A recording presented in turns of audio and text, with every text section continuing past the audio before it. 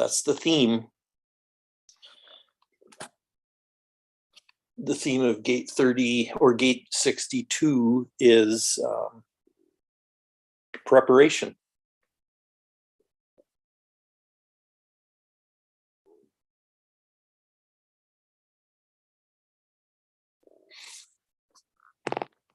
And this is interesting language I'm reading from one of the books. It says the optimal expression of this gate or this gene key is the ability to be attuned to what is necessary to be prepared,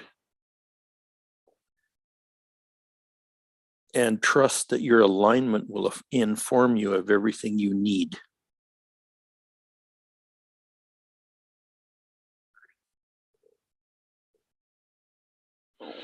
And this was the one. The next sentence is what really resonated with Sindrell, and it goes like this: being able to relax and trust that you'll know what you need to know when you need to know it.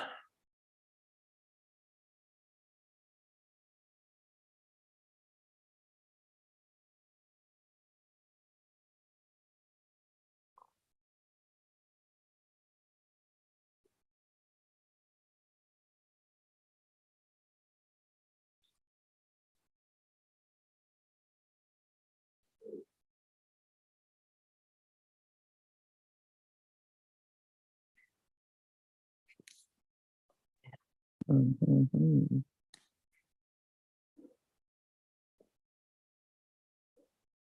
Mm-hmm. I don't think I'm on. Yes, you are, Nikki. Oh, I am. How's it? Good morning, Yes. Nikki. Good morning. You know what I like? You know what I like? Good I started. food. Can I? What? Good food. Oh my God. Yes.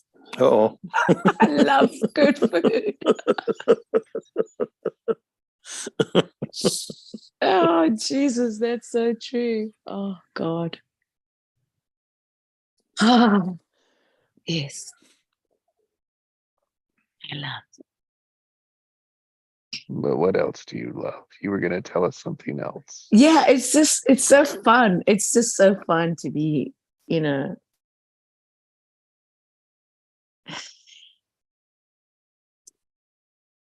Yeah. Welcome. Thank you. I woke up this morning very early, and like usual. And then it was this very foggy sort of, you know, because it's like, yeah, getting my bearings and all that. And then,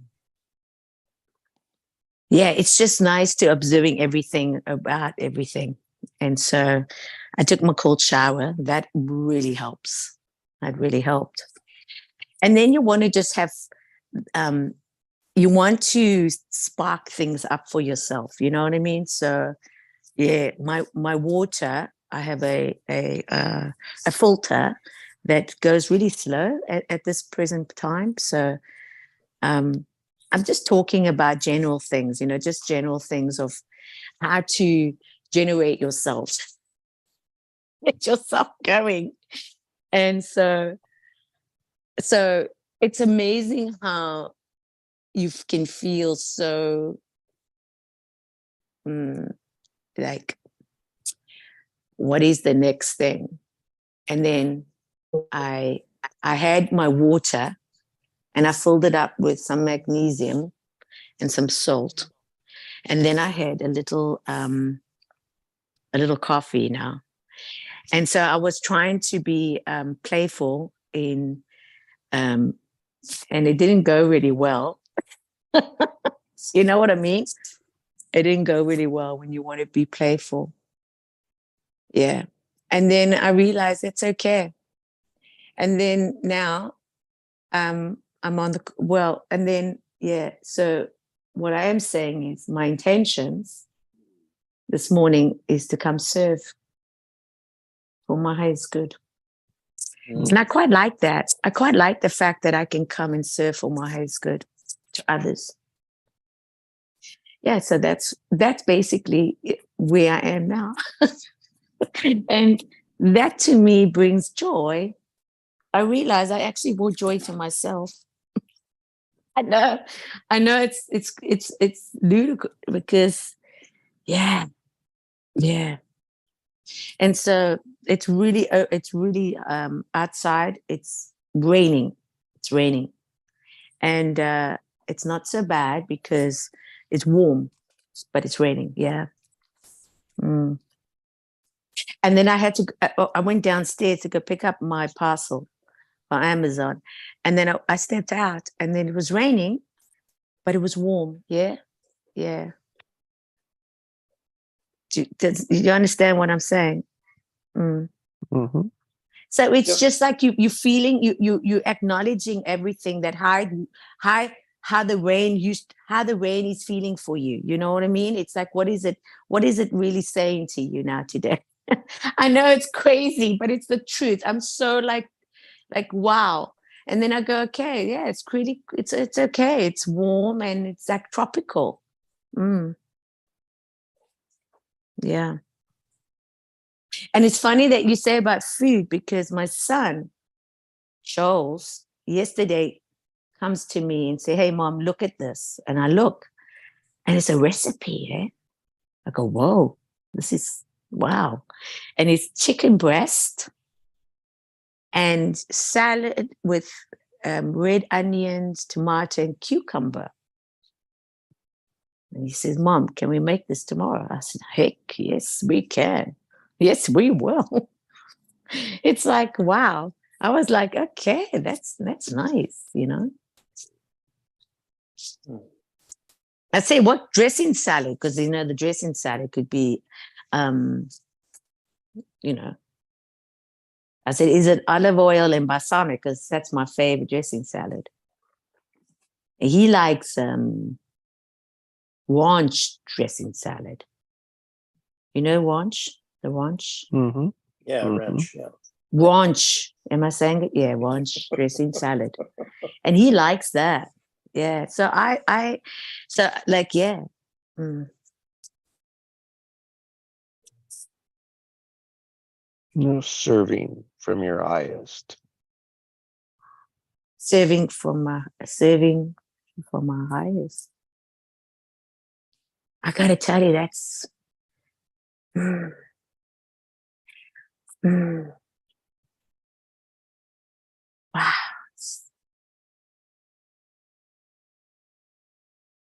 Yes. You know, when I heard that the very first time in sessions that we were told before we read somebody, when we used to do the readings, to come and ask, okay, what is coming up for you? That's one thing. But when I heard somebody say to me, Nikki, I'm coming to serve you for my highest good, I felt that. It was like, wow. Just that alone was so very, very, very powerful for me to hear that. I never heard that before, hey? I've never heard somebody say, I'm coming to serve you for my highest good. So let's do the process. And I went, wow. Yeah. And so this morning, going through all this,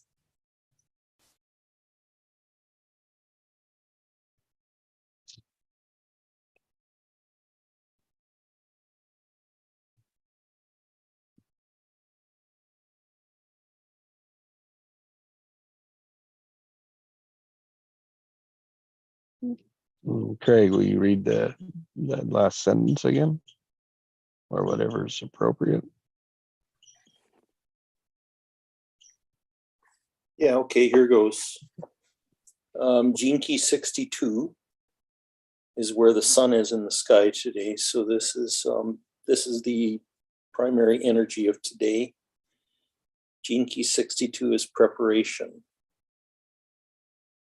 Being able to relax and trust that you'll know what you need to know when you need to know it.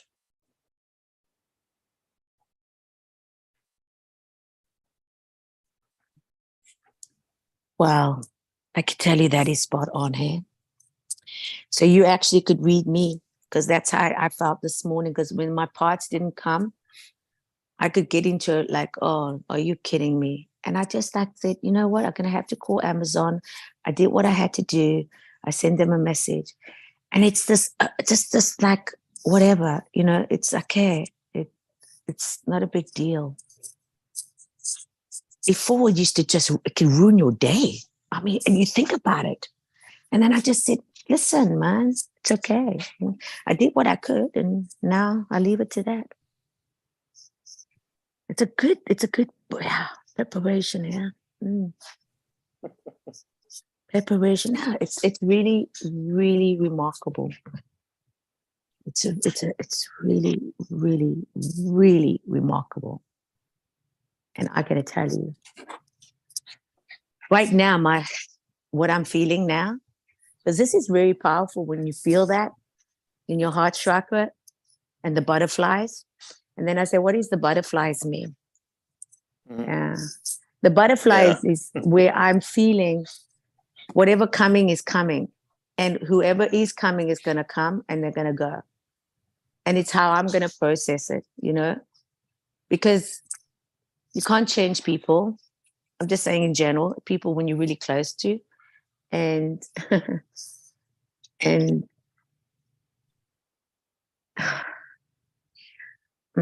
I realize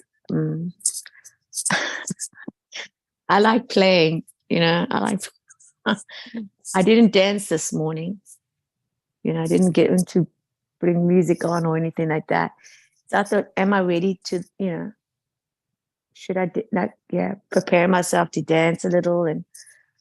But I think just being here, I feel it in my heart. It's okay. And to me, that's beautiful.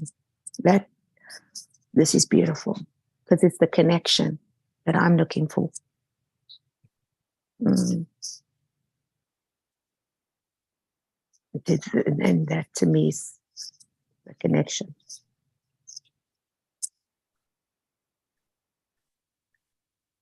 And so if you visualize yourself dancing for 14 seconds, yes,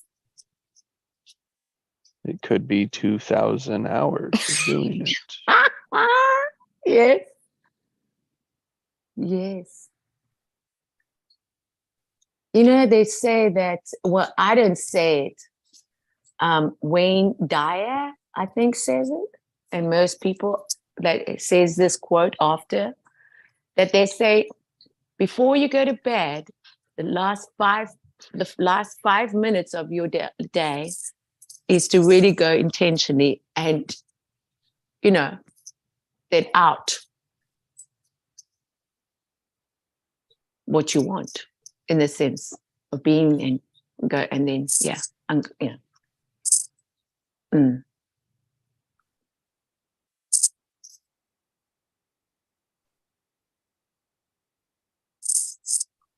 What was the next sentence on that read, Craig? Okay, I read the second sentence. The first one. The first one is the ability to be attuned to what is necessary to be prepared. Wow. And trust that your alignment will inform you of everything you need. Oh my.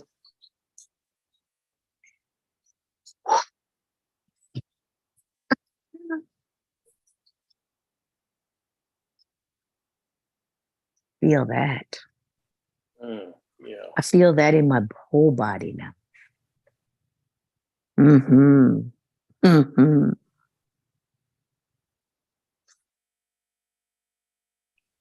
That's liquid gold. So what does that mean to you, Nikki? Oh God, I'm processing it still. Okay. It's just beautiful. I gotta process. I can't. I want to process that a little bit longer. Yeah. because what's happening is profoundly joyful for me right now. Yeah. And I was quite discouraged, because when I say discouraged, meaning when I want to bring up me, I'm not received. And this is just 5-10 minutes ago. Huh? So I'm just talking, this is about other people. Not going to get personal here. But what I am saying is, there's, okay, oh, this is so powerful right now. Thank you for letting me speak this. Because we're all in a, like I read this morning, we're all in a facade of wearing mask, mask. Yes. And we can't really feel being ourselves, because it's not received, you know? And, and then we feel that we have to please people to make them comfortable, because then they will be able to, yeah. But that's not who we are. That's not who we are. That's not you. And then you have to deny yourself. And I feel when you deny yourself, you betray yourself. And then you betrayed, and then you realize why you so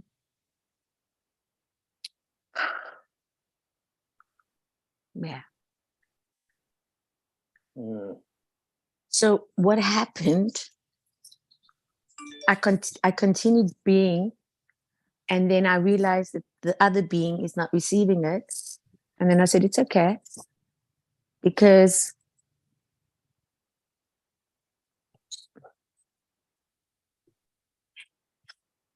and then when I allowed that, it didn't allow me to not be me. I still be me. And for me to be me, oh, yeah. I love it, eh? I love it. I love being me. I can finally be me. And it's not about being funny. This is me.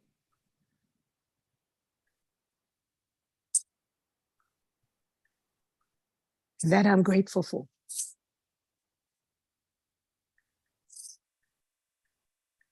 I'm grateful.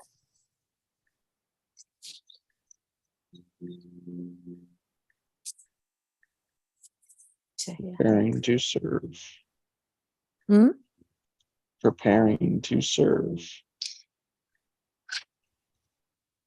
So good. So, Craig, what it meant for me was a preparing. So I focused on that word preparing. Yes.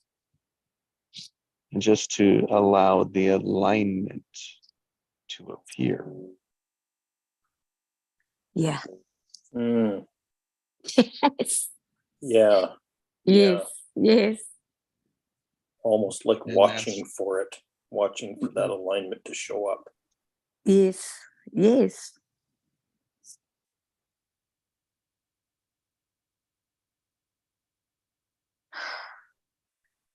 And there's no like, when I say expectation, or there's no wanting in the thinking, oh, the reaction has to be the reaction that you seeking, because people are just what they are, where they are. So it's like, yeah. And then there's also some people that can't, when I say some people, I'm talking general, personal, my personal people in my life. And then you can just take it for what it is, because there's some people that just don't know how to express it. Yeah. You know what I'm saying? And I've wanted it so much in a way that I could have, and know that I can have it, because I know what I can do to receive it. But in the same time, it's having to accept it. But I don't have to accept it for myself anymore, because I know that I can find it somewhere else, a way of just enjoying my coffee sitting here now. You see, it's not drawing my energy to something that is not going to give it back to me. I can receive it and accept it and say it's okay. And I don't know why I'm mentioning this, but I'll mention it because it's why not, right? So I took myself an Epsom salt bath last night. It was very beautiful and very interesting because I was listening to something and I realized that I'm just talking about men now, okay, men, because I am a woman, so like you're my girlfriends now, but it's the truth. This is what girlfriends are about. So, and I don't say you girlfriends, but I'm just saying that men weren't really taught by the program of being sensitive because they weren't allowed to, because they had to be trained to be soldiers. So you couldn't be as sensitive because you had to be trained to be a soldier to kill somebody. I'm talking about the program. Yeah. And so this is where it's so interesting when you can understand the boy, the man, to the girl, to the woman, and you realize that we are different, but we're not different because you're just as sensitive. It was the program. Yeah, it's the program. So I went and realized that, yeah, it's wonderful to come across to the opposite sex, knowing that it's sensitive and it has a heart. And it's just programmed because unconsciously don't even know that it's acting out like certain things, like his father or his mother or whoever, whatever. And you realize it's nothing on you personally. You don't, that's the fixing mode. You don't need to fix it. You need to just observe it and then realize it's okay. But then it doesn't affect you. You follow that you need to like start making things up in your head. Oh, I'm not worthy. I'm not good enough. Or I'm not, I'm not more this or not. And then you go, okay. I just thought that was interesting. So two people are making up their conditioned patterns. Yeah. Yeah. And the amazing things that happen when one can break that. Yes. Yes. Yes. I love that. That's Be so meaningful. Can be aware of its just conditioned patterns. Yeah. And when one is aware of that, the other notices something's different. Oh my God, thank you. And doesn't know what to do with it. So again, goes deeper into their patterns, their history, their parents, their experience, and looks how to get them back. Now, when we look at the real intention behind it, we say, oh, they still want to be here with us. They still want us. They still want to relate. But the acting out is in a scared, in a defense, in a worried position. And what are they worried? They want the conditions the same. Oh, yeah. But then you're not the same. Yeah. Exactly. But then you're not the same. And when you're not the same, it becomes uncomfortable because when change comes, not everyone can adapt to it till you're consistently in that. And when you're consistently doing what you're doing, no matter if the person's accepting it or not, you're doing it because you know you're doing it, because it's good for you. Demonstrate. It's so Serving. powerful. A demonstration, yes. Yeah. And that's what I love about when you're doing what you love. You know, when I started dancing, I was asked to stop dancing. Yeah. Right up in my face. Because it was disturbing. And I looked at it and I said, wow. Wow. And the third partner had to come in and say, let mommy dance. Mommy's dancing. Let her dance. Wow. And so what I am saying is, wow, that's it. You know what I mean? Yeah. And when I danced in my room as a little girl, my dad used to come into the room, took the music off, and stop. Tells me, stop, very aggressively, very violently come in. Scary, actually. But I heard my mother's voice, the background. That's one time. She screams, leave Nikki alone. She's dancing. Leave her alone. Let her dance. Let her dance. Yeah. And I'll never forget that. And I don't forget it because I hear it all the time. And I thank her for that, you know. Yeah. So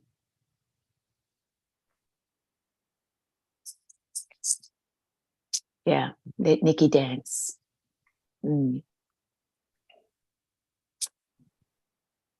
So what I am saying and what I feel, what I'm feeling and what I'm hearing for myself, what's coming up for me,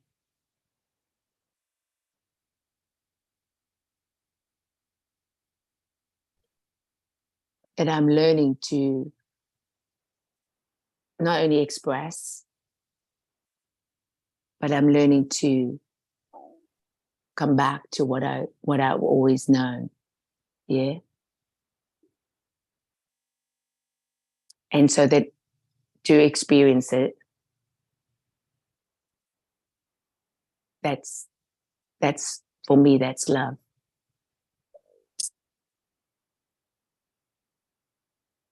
Mm-hmm. And that brings a lot of joy.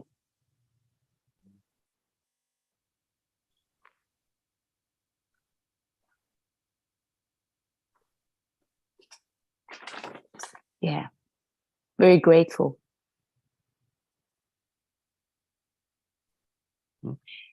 Very grateful.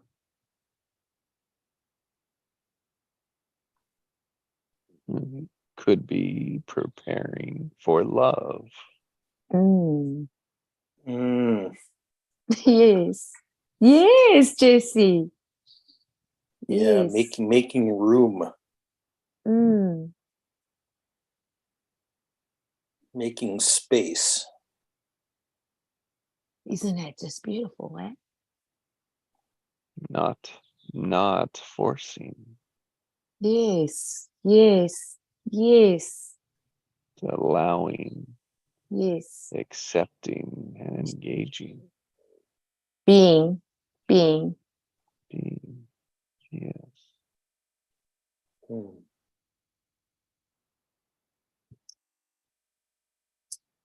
Giving and receiving. Yes. Yes. Yes.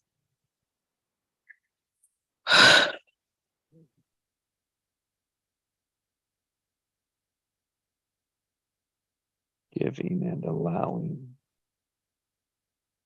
Knowing what you bring to the table,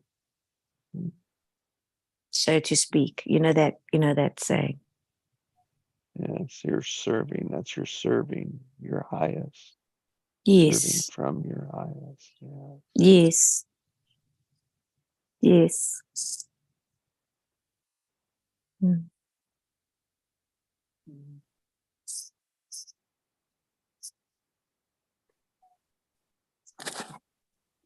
Allowing your highest to dance.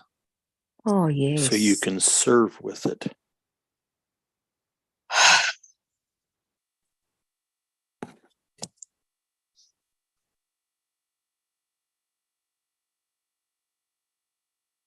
There's a quote. The quote says, "Life is a dance." If I'm saying that correctly, I don't know. You can correct me. You know that saying, "Life's a dance." Mhm. It's in a Garth Brooks song too. What kind of what's that? Say again. The Garth Brooks country song. Oh, I love that Life's song. a Dance.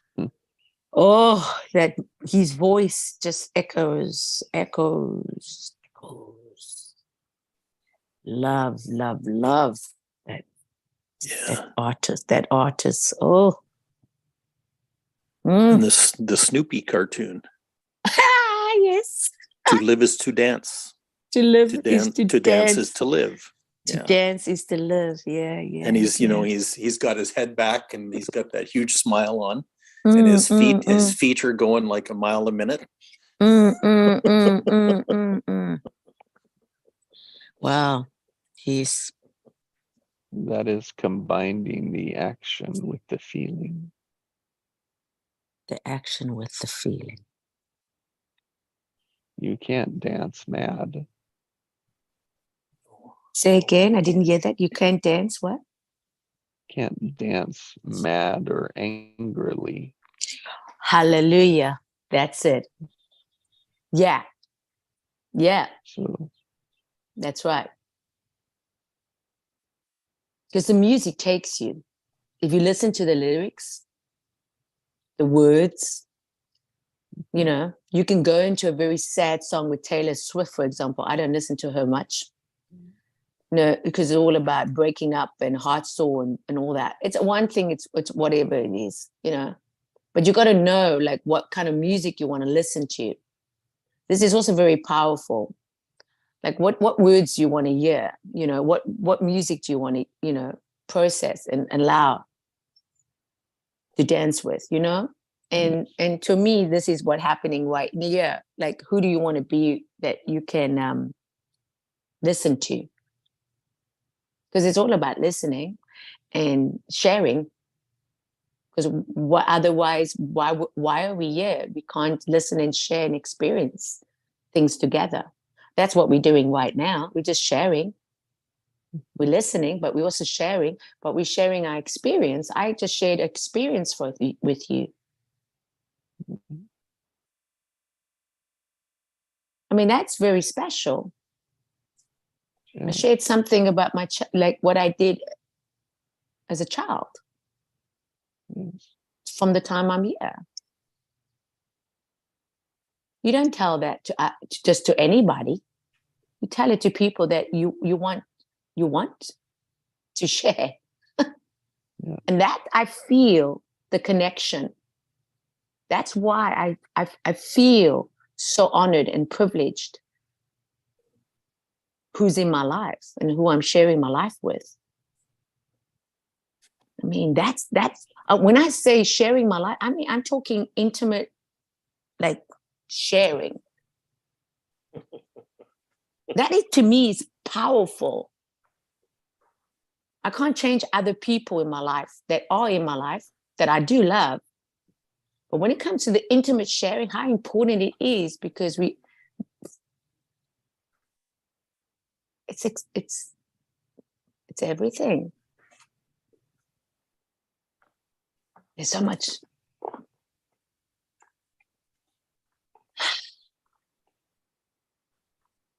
It's releasing our tension. Yeah, it's releasing the tension. Oh my God. So as they say, letting steam off. Yeah.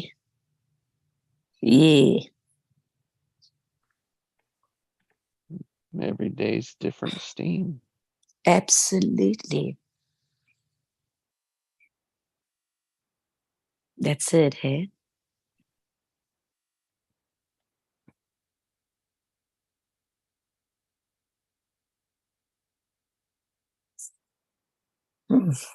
Thank you. So I love that dance. It's like our conversation is a dance. Mm. With beautiful Mm. lyrics, beautiful words, beautiful melody, harmony, and just having the best time ever. I love that. So life's a dance. Welcome, Sindrell. We're dancing We're with our dancing, words. Sandriel. Yeah. I heard the music. It drew me Yeah. in. I hear that too. Yeah. Mhm. Mm. Mm. We're reveling in your birthday energy there, Sindrell. Oh, Revisiting that. that's fun. That's amazing. Amazing.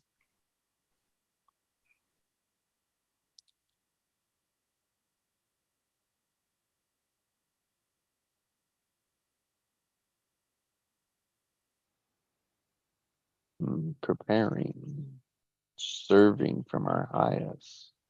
Yeah. Mhm.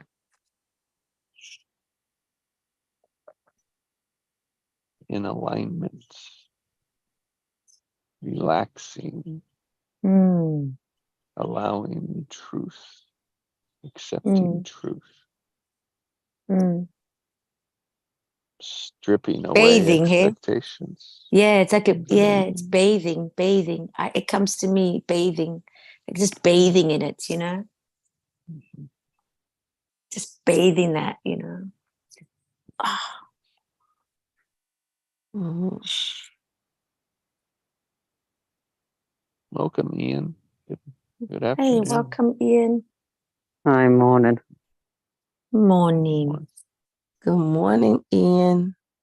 Good morning. Mm. Hey, Ian. Hi. Mhm. We're looking at life as a dance. Mm. And as we're here dancing with our words, Mm. with our tensions, with our situations, Mm. releasing Mm. and allowing, relaxing Mm. and aligning, Mm. Giving, receiving. I love that. Mhm.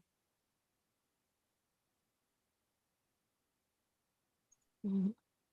So I invite you into that, both you and Oh, Centrell and all, Craig, Nikki.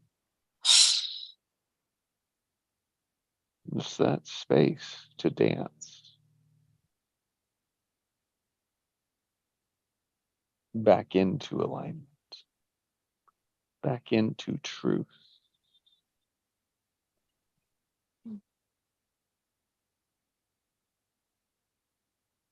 I have a lot of Back, emotions, eh? back into what you love. Isn't that just special? To hear that, it's not because you want to just hear it for the hearing, but how important it is to hear that, Mhm.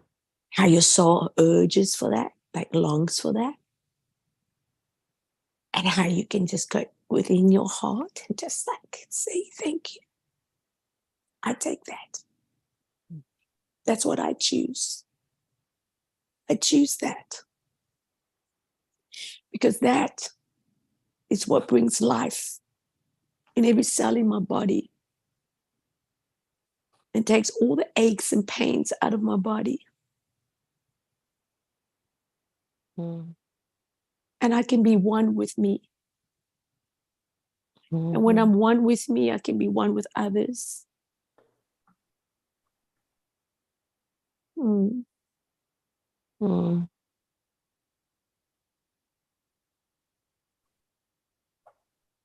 I keep getting this just opening up on the call. All of a sudden I had a vision and a feeling of being out in the middle of the calmest ocean Mm. and floating, relaxing, Mm. releasing, trusting, aligning, expanding.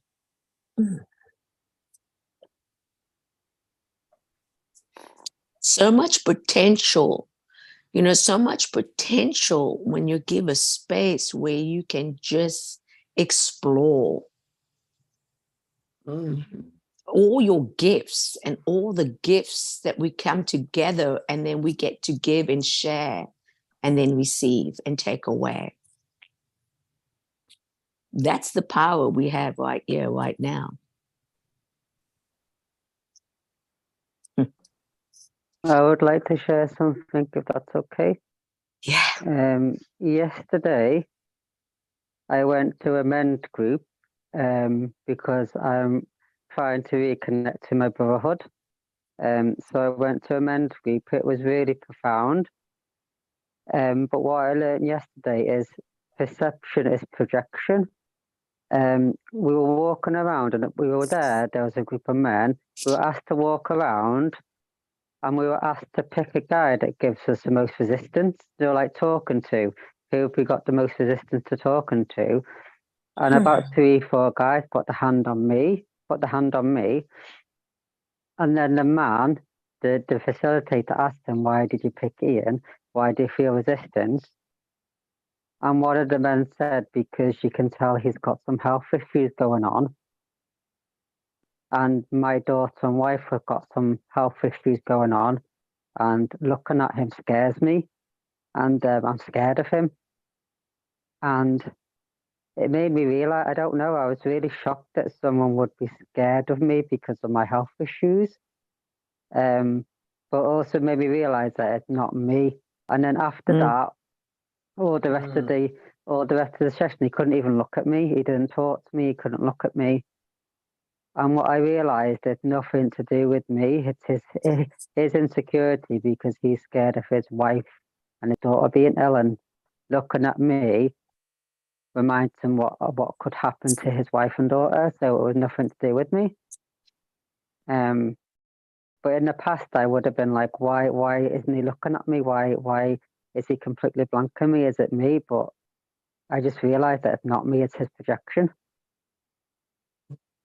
Yeah, it was quite profound. And then there was another guy, because I've been to a men's group before, and there was another guy and he put his hand on me. And then he said to him, to the other guy, why do you feel resistance? And he said to me, because in the last group we were in, I shared that I was homosexual and that basically he's homophobic. And he's got resistance because there's something in him that doesn't see how two men can love each other.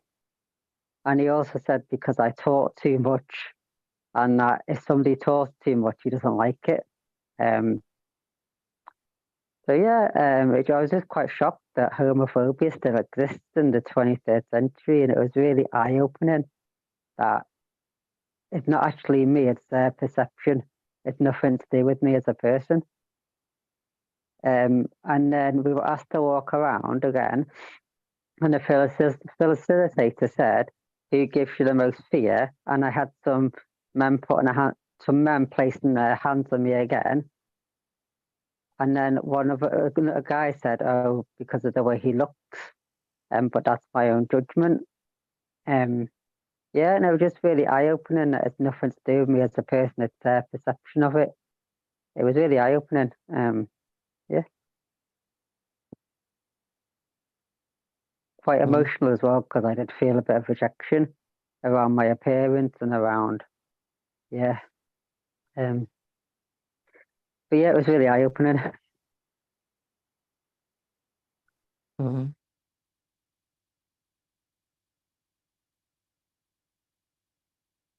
What a powerful exercise. I applaud those people for facing their hollowness, their fear,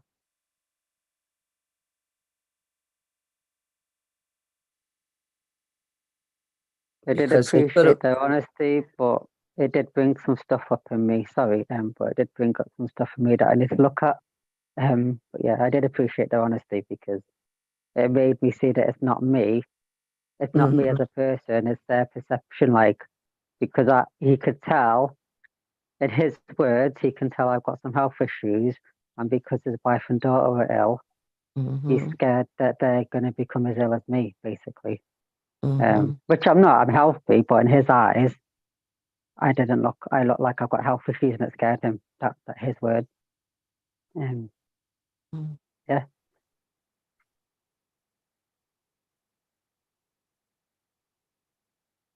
You know, I think also people either come from a fear or they come from love. It's just those two energies. And it's basically, like you say, Ian, it's the reflection of what they're fearing. And that's the thing with people in society. You always think, oh, it's something about me. And especially when somebody comes and says you talk too much, you do this, you do that, then you got to realize that it's just internally that they're going through. You know, it's like you said, it isn't personal. But yeah, it's a. I thought it was very interesting exercise that you did because it's very brave, very brave. Yeah. So good on you. Good on you for you to experience and walk away from that. That's absolutely nothing on you. And I think this is very, very important to understand. Because people that are for you will be there for you. And you will know. Because we're not here for everybody. As much as we're here to be here, we're not here for everybody. And that's also another thing that person has to accept, yeah? I think the I of me would have to sit in that and accept it. Yeah. I see Ian has served so deeply and so lovingly. Yeah. To give them an opportunity to absolutely be aware on such an infinite level that they can begin to heal. Yeah, it's so powerful. Ian was there and opened them up. Yeah, to just what Ian is, love. Yeah, there's it. That they don't have to be afraid of what they're afraid of, because what they're really experiencing is love with unlimited dimension. That's what Ian is. Not confined by any circumstances. And yet, Ian is just, I'm talking to you like you're not here, Ian. But I'm just seeing him in the room that he exposed them to all the places where love can just flow in them and they can be peaceful with that thing that they feared the most.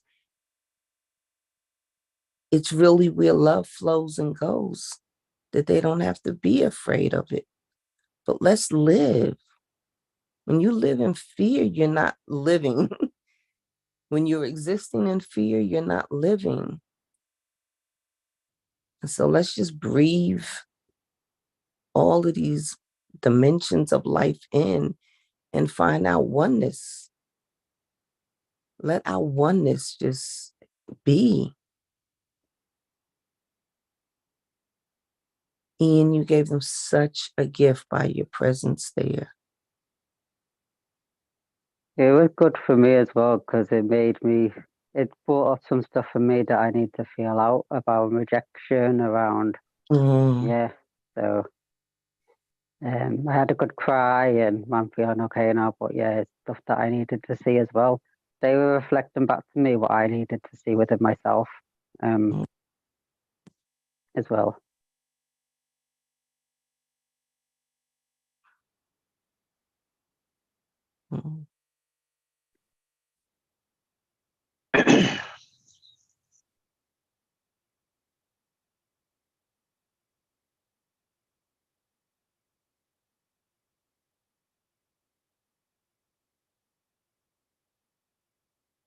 You muted.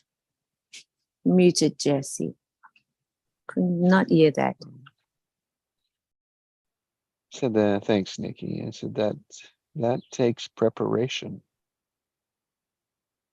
to come to that place.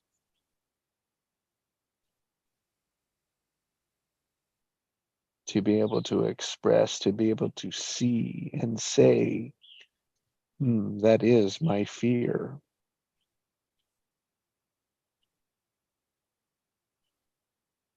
Oh, it's not me, but I am still taking it personal. Why is that? What could it be? And you begin to dance with it rather than fight it, worry about it, or try to ignore it. It's the only way to step through it, to learn from it, to prepare for the next one. Yeah, I don't feel like it was me in this moment. I feel like I brought up some inner teenager and inner child stuff that I haven't faced around appearance and stuff. Yeah, so I don't think it was me. It was my inner teenager that felt it. If that makes sense. Oh yes. Oh yeah. Like I got a thingy, like when we were walking around, and we had to walk around and pick a guy to play. Like it was like a little game that we were playing, and like everyone went up to each other, and I was standing there, and OD came up to me, and it brought a memory of like in school and PE when I didn't get picked for sports. So it brought out some childhood stuff within me. It was nothing to do with the now. It was in a teenager stuff that I brought up.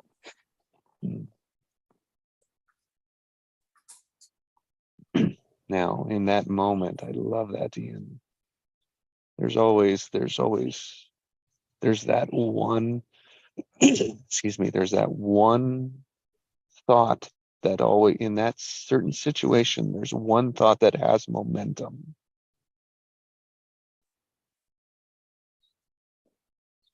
And it was that for you, and you recognized it. You're like, wait, I can choose something else.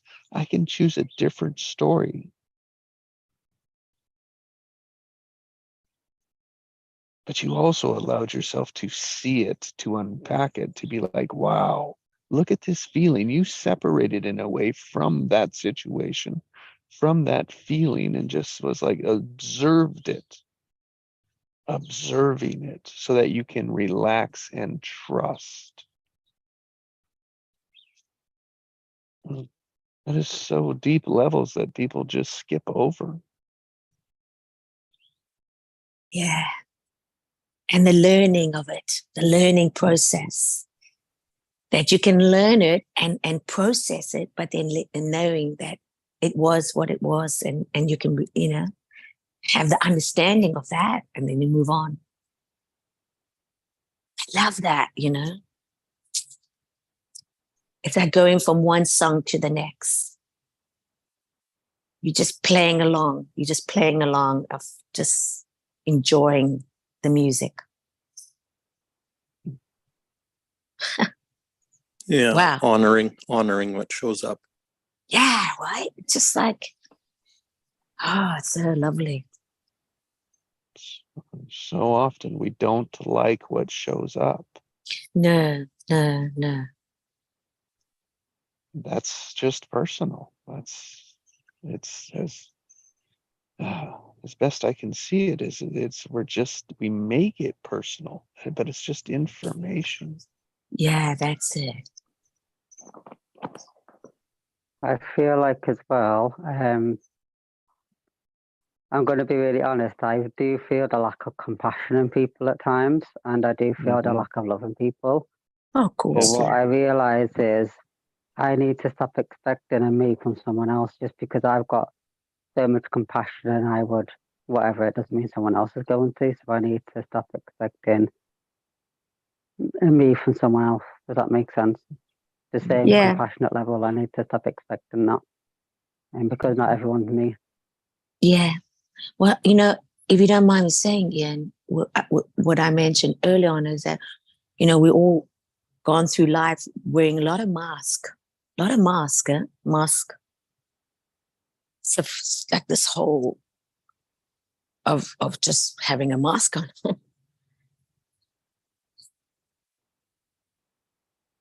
The word that you would use earlier, Nikki, and we can call it a facade. Like the front That's of the the building word. was a I facade. wanted to say that word. I just couldn't pronounce it Mhm. properly at the I know, moment. I know. Thank you. Oh my God. I wanted to use that word so desperately, but I just couldn't get the word out of my mouth. Yeah, I still can't get it, but it's coming. Yeah. Facade. And what it came. Facade. Facade. Yes. There you go. Yeah. There's it. Facade. Oh, thank you. Thank you. Facade, baby. That's the word. Facade. That's the word. Facade. Wearing those facade freaking mask. And we couldn't, and we can, and we will now do it. And reveal the truth, because you are your truth. And what brings out the truth is you. And so it doesn't matter how it was perceived. It doesn't matter how it's given out. It doesn't matter anymore. It's just you being you and your truth. And you know that you can know. And that's healing. That's where healing comes from. From you. That is love. Wow. Facade. And it was just in that little transaction right there. Oh, thank you, God. This is powerful. There was more joy. There was a burst of passion behind Facade. it. Once you got around that word. Yes, facade. Thank you so much for that. The example of a facade could be it's the front of the building per se. Let's just use that. It's the front of a building presents something that it isn't, that what is behind it is not going on. Such as it could say, oh, here's this restaurant. It could be a restaurant, but let's say it's the mobs laundering money in the background. Just as a stupid example. But it's a facade. It's a fake front. And we do that. We've been conditioned to do that.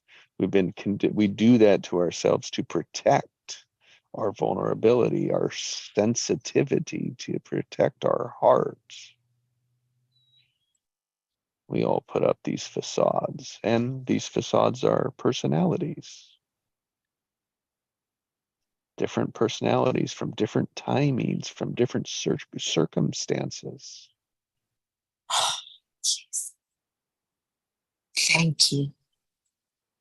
So what you just said now is the face of building. Listen to this. Like Jesse said, the face of buildings, especially the principal front that looks into a street or open space, yeah? But then it goes further and it says a false appearance that makes someone or something seem more pleasant or better than they really are. Facade. Yes. Oh my God. This is a masterclass. I'm just telling everybody. Masterclass, yeah, baby. The face of building, giving specially.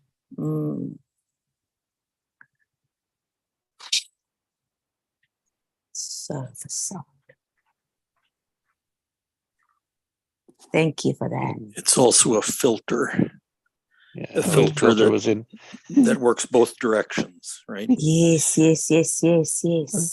our conversation Yeah, yesterday. let's go deeper with this word. I love this. Let's go deeper. This is so good. This is really good.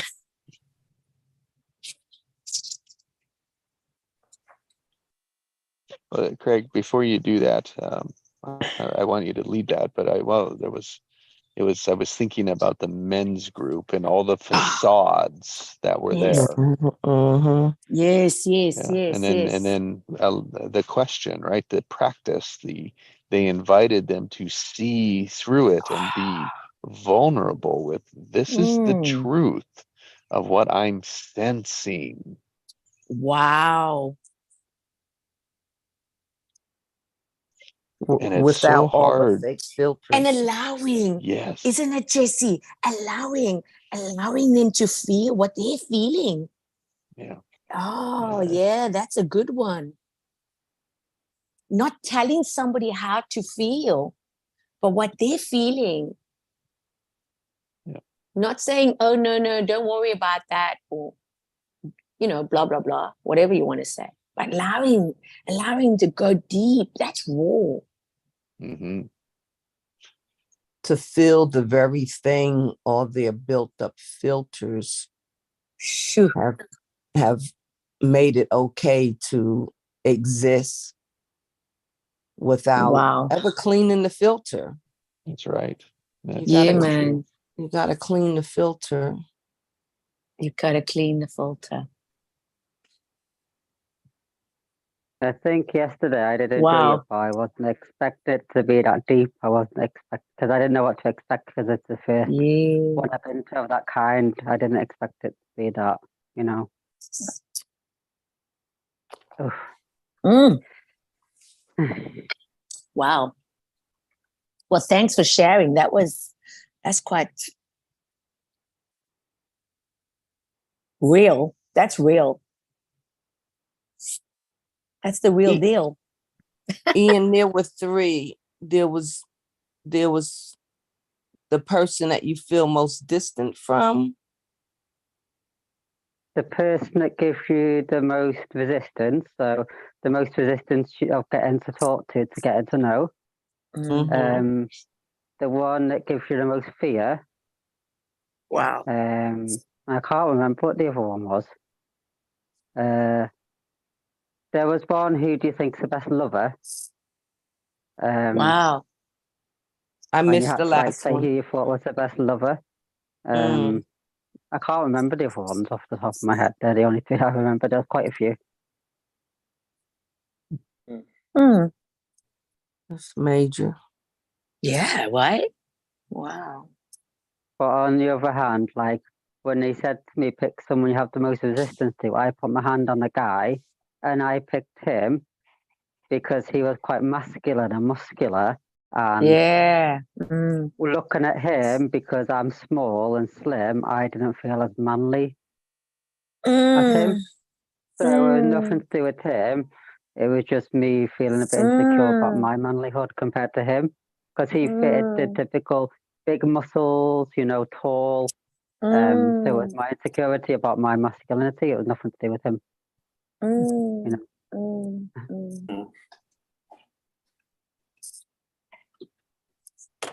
And Very isn't good it something observation. how does that person get to represent masculinity and he may be just as insecure or Exactly. Yeah. unable to feel like he's feeling his own masculinity?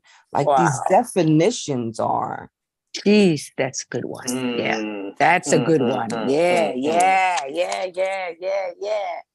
Woo, assumptions group and was. It was, definitions. Yeah. Yeah, that's what the group was. It was healing the masculine within. Wow. That's what it's about.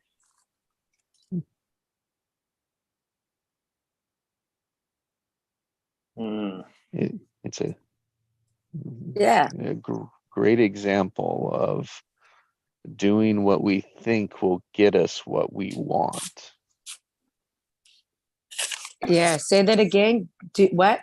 Please say that again. It's a great example of like doing something. So acting, becoming someone else so that we Yes. think it'll give us what we want.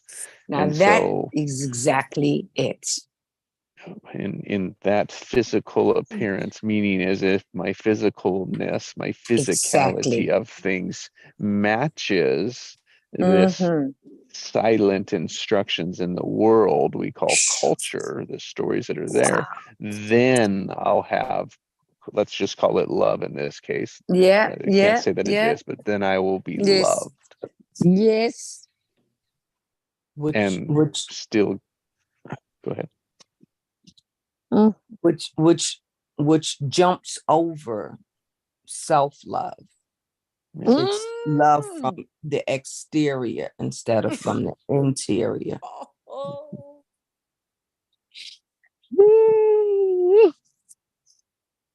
Yes, It's yes. that Yes, conditioning, that conditioning that it's out there. Self-love. Mm-hmm. Or that there's something There is- wrong with being naked. Mhm. Mm. Wow. Wow. Man, oh man. Mm. Mm-hmm. Mm. So much to process here. Whoa. Wow.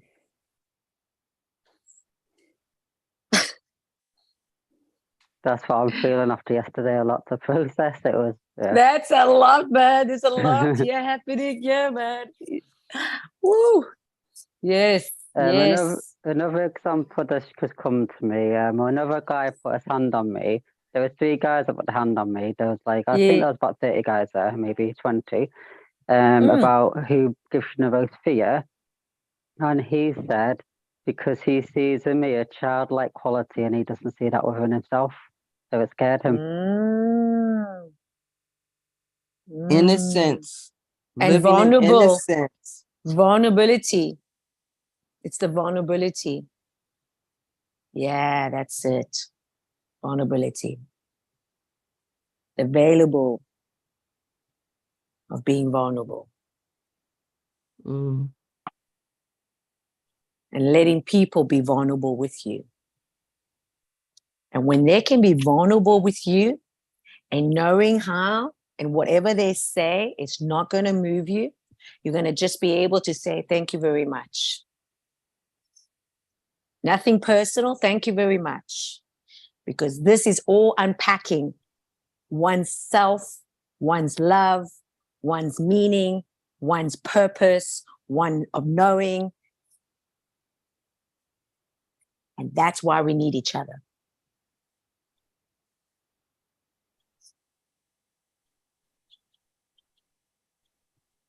But it's a level of maturity too, you know, it's a level of going and knowing, yeah, there's not just, there's some sort of order, because there needs to be order. This was an order. This was a place where you went, where there was a facilitator, there was a plan, there was structure, there was a purpose. And through that structure or foundation, people could know that they could do the exercise. When a person can do the exercise and then knowing what exercise that is needed to perform to get what needs to get out of that, that's when you build the muscle.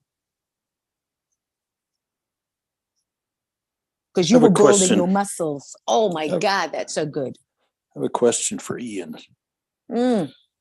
So Ian, you mentioned that you came to a realization that none of that was personal.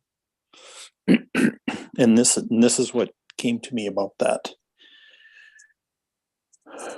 Were people reacting to you, or were they reacting to what you represented to them? Mm-hmm. Mm-hmm. Mm-hmm. I feel like I triggered in them what they needed, what they feared within themselves. like the guy who said about when he saw me, he could tell I had some health issues, and because his wife and daughter are ill, I scared him. I was just bringing up the fear in him that he's got about his wife and daughter. It was nothing to do with me. Yeah, nothing to do with you. That's the power. But I did That's the feel it power. though. I know it was course. nothing personal, but I still felt it. Yeah. Because that's my own healing going on, so I felt it as well. Yeah. So. Yeah. Because I know authenticity is pretty important to me, to be authentic with people. But I've run across people who kind of wanted their facade to interact with my facade, and when I refused to do that, That's drama. they would walk away. Yeah, it's drama. It's like, yeah, I don't want to interact with the real you. I just want to interact with, Your That's facade. right. I just want our facade- facades to let's have go. a relationship, right? Let's go. Let's And go. I'm going like, what's the point? Yeah, let's Yeah. go. Let's get out of the drama. Get out of the drama. That is Mm. so Very good. relevant. I've been Very, very experiencing relevant. that. I've been Get out of the experiencing it. drama. Beautiful facade. Hey. What's that, Cinderella? Ooh. I also, I've been experiencing that, and I've probably been experiencing it a lot longer than I knew, but now I just don't have tolerance for the facade. That's right.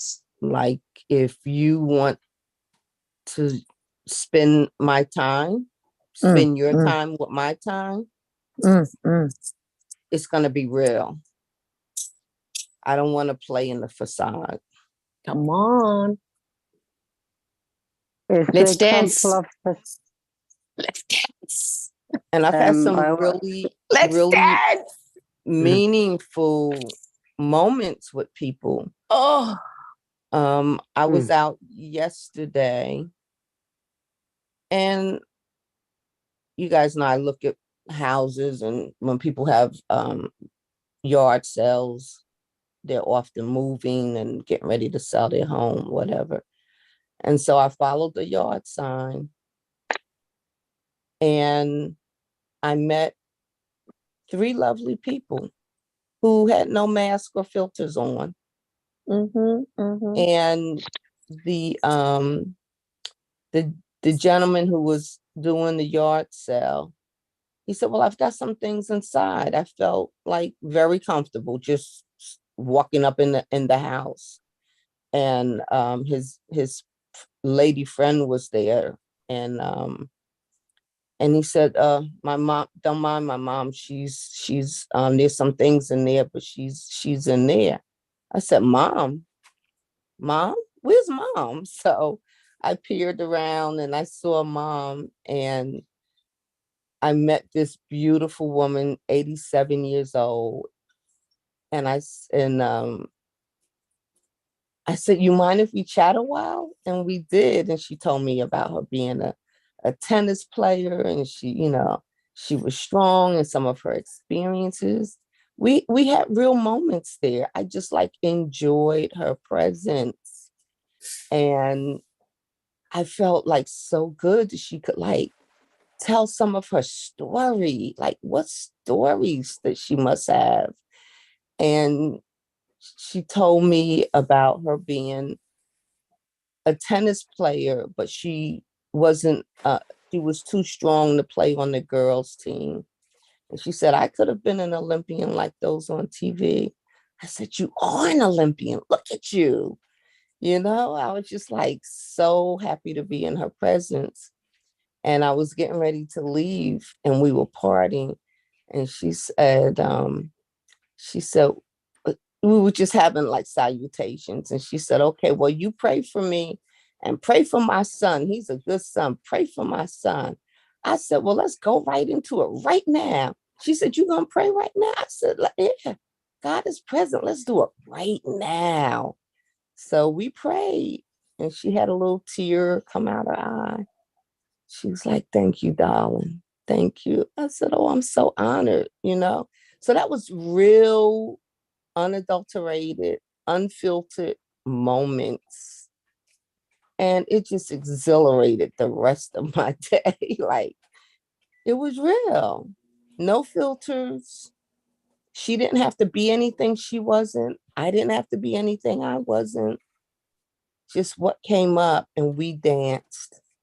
Boy, we had a good dance. Power of presence. Yeah, being The present in your power of moment. present in the now. That's Because it. the That's only right. the only time that one can really make the change is in the now, this now moment, right now. Because we're going from now moment to now moment to now moment. But I challenge that. You change in moments, but that for me wasn't a moment of change. That was moments of being. There was Yeah, but nothing it's the to power of the change. now. It's the power of Mhm. now. This is the presence that people are struggling to get into presence. Mm-hmm. It's what Jesse just said, preparation. As Craig announced earlier on, the preparation of going through life, not needing to know that, but the now gives you the now moment. And when you take the opportunity to be in the now, then magic does happen. Mm-hmm. This is the power Mm-hmm. that we have, that we can give to each other. Mm-hmm. So the power is with presence is present. We present. We preparing. We bringing it Mm-hmm. as a gift, as you were to her in that moment of present. Mm-hmm.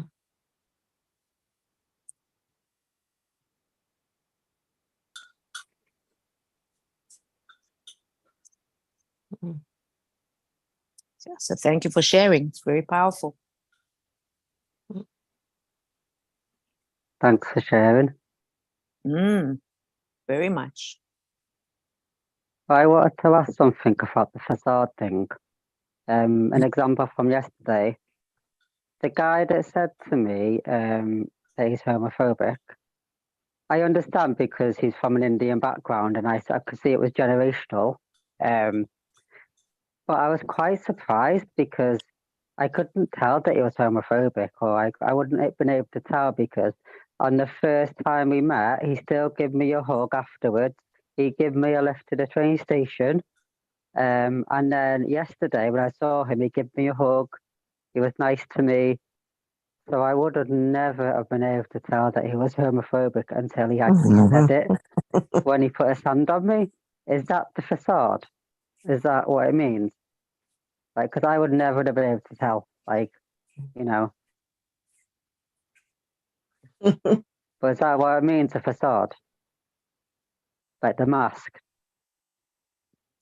So he was overcompensating for his actual homophobic expression. Your facade can come out being ultra positive acting or ultra negative triggered. And so was he overcompensating? I mean, he's probably like a good person. It's just part of his mask. Right. Yeah, it's just generational. I could see it was generational. It was nothing to do. It was generational stuff about homophobia. Yeah, I could see that very clearly. Wow. To say it's generational is like he's upholding the traditional attitudes of his forefathers. But if he allowed himself more truth in it, he might be able to even disavow that stronghold to carry those attitudes. Those attitudes are generational. Are they him now? Truly? But him showing up there, Ian, for him to show up there actually shows himself of how he wants to perceive himself and his truth. Because as ancestral, as Indian, there's a lot of traditions. They get pre-married prepared marriages.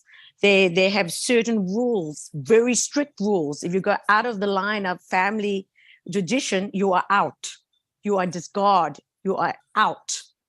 I know this because I have a lot of clients and friends that are Indian, and still having with tradition of beliefs. The beliefs are very strong. It's rooted in Yeah. them. I It's understand it as ingrained well in them. because Yeah, my it's ex very was strong. Pakistan. I've Oh got my an God. example. My ex was Pakistan. We were together for 10 years, Yeah. and his family didn't know that we were together. They thought I was just Oh a no, friend. it's And yeah. he told Yeah. me that his brother was getting married, and Mm. if his brother's wife's family find out that he's gay, they'll stop the marriage because they think it's genetic. Yeah. So I do Yeah. understand it all because my ex was Yeah. from a Pakistan background, but I was just very Yeah. surprised because I would have never been able to tell about the homophobia until he said, because he was so nice to me still, Yeah. regardless of it. Yeah. So yeah. But that could be his true nature. That's really his true nature in a way that he wants to represent himself. But because of programmed, and because he wasn't allowed and thought that it was for whatever reasons, that he had to hide that. You follow? And that to me is a lot of courage on his behalf, that he could show up and be who he's choosing to be. Because Yeah, I what he understand. what he presented of being Hoba, if you don't mind me saying, because it's very interesting, if you don't mind me saying, yeah, No, I is don't mind. that was because of what he was programmed. Just like a lot of people were programmed. I get what you mean. You're basically saying that was his programming, but him being nice to me, regardless of his No, programming, that wasn't his his true authentic program. self. That was his That was his true authentic self. nature. No, that's his true true nature. yeah. That was his Okay. true nature. That's not a facade. That was his true nature. Yeah, And yeah, you I understand allowed now. him to be able to express it with knowing that he doesn't need to be homophobia, because he's expressing it by his behavior, and behavior is the highest form of information. So when you see somebody's behavior, that shows you what his true nature is. That's his true nature, taking you to the train station, hugging you and seeing you, and having to have the exercise with you of you being the person that he wanted to interact, to release that, to let that go of, and set himself free, because he was a prisoner. He was his own prisoner. But you set him free because he could allow that. That's what the exercise was meant, to set people free. Yeah, that makes a lot of sense. Thank you. Yeah, you're welcome.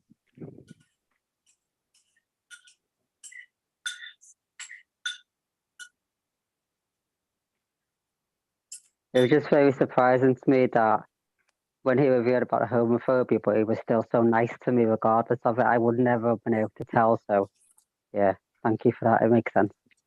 Yeah. Yeah, awareness is a powerful thing. Very.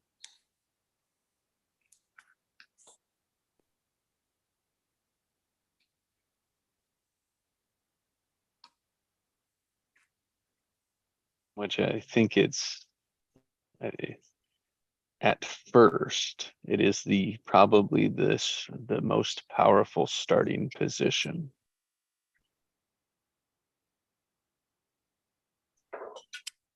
What is that? Awareness. Amen. Yeah. And actually Amen. taking the time to look at what you just became aware of. What is that? That's what I just saw that. What could that mean? What ooh. Yeah. Wow. Big shifts. Yeah. Quantum. That's quantum jumping there. Letting go. And it's always available in every moment of now. That's their love. I love that. Beautiful. Because we're going to fill every moment of now with something.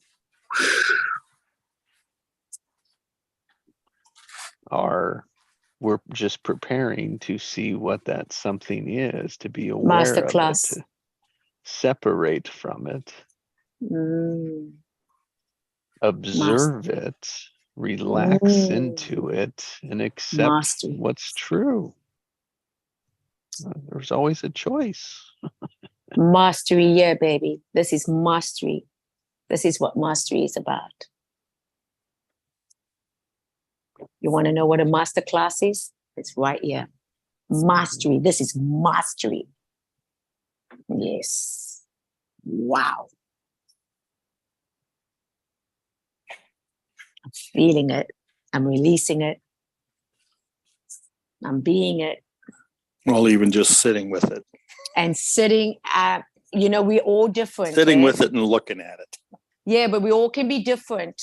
This is the difference of making everyone being equally the same, but also being who and what they want to express and how they want to express it. Yeah. So it's just about expression. It's just expression of what they're feeling. And for them to be able to receive that, it's not for others to tell them how they should feel or how they need to express it. Because if Ian had his expression and that person had their expression, it was that learning to know that they can come together and learn from what they needed to learn from each other. It's not telling somebody else how to feel, how to express, or how to be. This is very important to understand. So, Dancing energies. dancing energies. Thank you, Sarah. There's it. We got different styles, different moves, but we also got to be able to move with that move too. And if it's uncomfortable with you, then you can sit in your expression and sit on the sideline and watch others dance. But I'm here to dance with others. I'm not here to stand on the sideline watching people dance. So you either dance with me or you sit on the sideline and watch me. I'm going to stand in the middle of the floor. Amen. I'm standing in the middle of the floor with you. I might not even dance all the time. Oh, I might just take in hallelujah. the energy. Enjoy the energy. That's what I'm talking about. The beauty of free energy. There's it, baby. That's it. Freestyle. Freestyle, baby. Freestyle. That's what we call it. Just like Jesse with his freestyle glasses. He's looking like Men in the Man. How you say that? Men in Black. Watch it, baby. He's coming for you. How do you drink your coffee, Jesse? Oh, that's interesting. That's an interesting one. Yes, Inquiring Jesse, minds want to know. Jesse, we're very curious how you drink your coffee now. Or tea? As I pour my coffee, tell us. Ready for it? Yes, I'm ready. One sip at a time.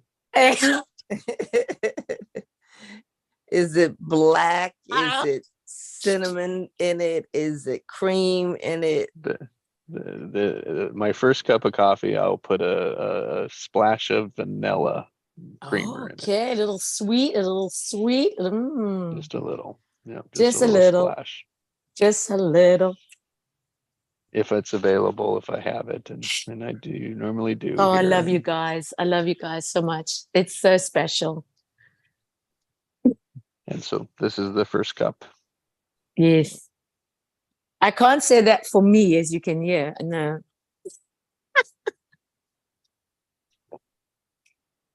I drink my coffee. Now you see how I asked that question? There was so much assumption in there. Oh, yeah. For all I know, it could have been vodka. You know? Let's go, Sarah. Let's go. It could have been Earl Grey tea. Ooh. It could have been anything in that cup. Amen. But you see how we have these automatic filters of our own as how we perceive things. Oh, yeah. So thank you for allowing me to even ask the question, because it's it being curious that we don't have to live in the facades that we see, that we perceive. We can just ask. We can just ask so well. And when we ask, we can receive. This is the beauty of asking. Ask and it shall be given. This is so powerful. I'm just like here in my dance floor. And just as you were asking, I poured my coffee. And isn't it just delicious? Because I love that word. And I wanted to dance and I didn't have a chance because whatever. And now I get to dance. Dancing right now. And it's just, this is, it's just, it's So playful, you know what I mean? It's just Yeah, you- playful. I love you. I love you. I just love you. Love Like you. I want, Love you. like literally and literally, deliciously love you. So you The said golden ask and it slipper, shall baby. be The given. golden slipper. Yes. Yeah. Yes. The golden slipper. I've been wanting, I don't even think I said it out loud, but I've been Say it out like loud. in my mind, I've been wanting to go to this township called Annapolis, because it just reminds me of Apple Pie USA. It's got all these little quaint stores, and some of the streets still have cobblestone, and all these different merchants. It's down by the water. It's, the breeze is, when it's staggering, that breeze comes, it's just like everybody just like stand still and take it in. Just so many different values and hues and energies of people, just, and it's busy, it's a bit bustling, wonderful restaurants. And so I haven't been there in like maybe almost 12 years. And yesterday my son picked me up and he said, "Mommy, you ready for lunch?" I said, "Yeah, I guess I could eat lunch." He says, "Great." I didn't know, but we were just talking and having conversation along the way. I was like, "Where are we? Are we in Annapolis?" He said, "Yes, Mommy." He still says Mommy. He's 26 years old. "Yes, Mommy." So I said, "Wow, I've been wanting to be in Annapolis." He said, "Well, here you are." And then I was just like it all, just taking in everything, just taking it in. And we had a wonderful time. And what do you call it? Double bouquet, 24 roses of various colors. Him and my daughter gave me in the restaurant.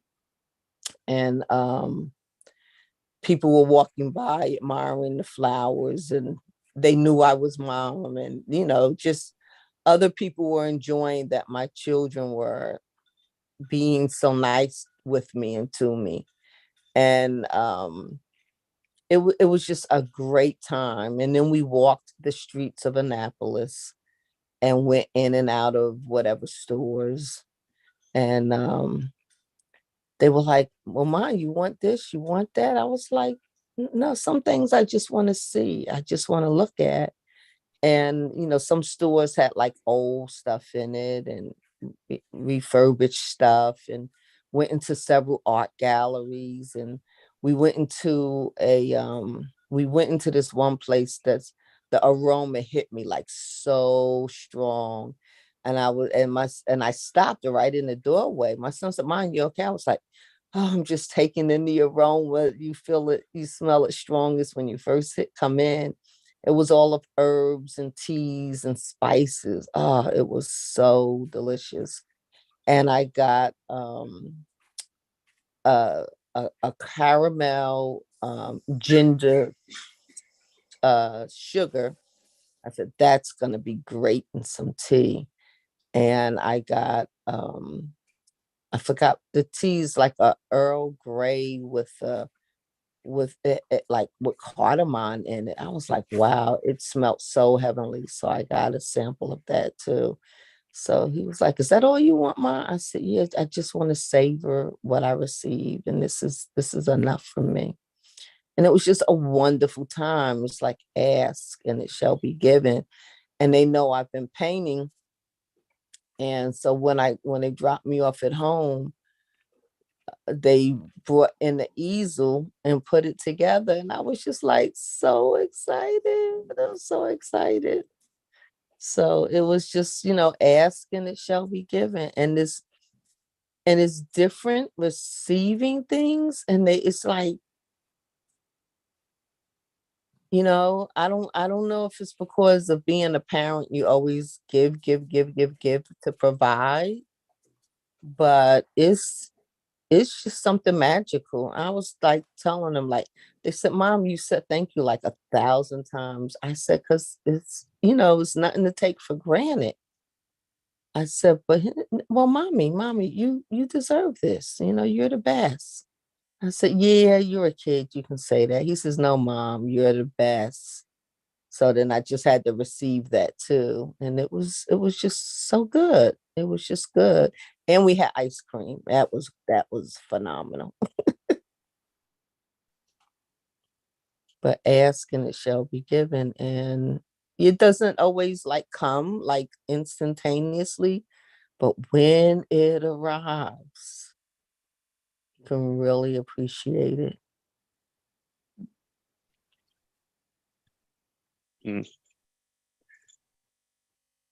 Has me think of awareness.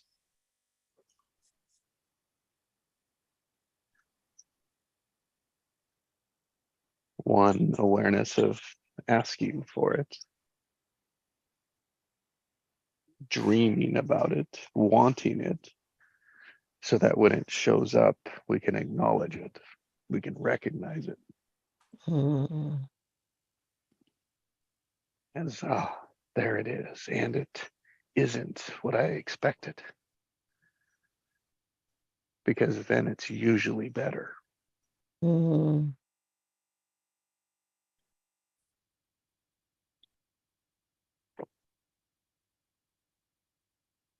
Mhm. Yeah, an expectation can make it difficult to recognize. Mhm.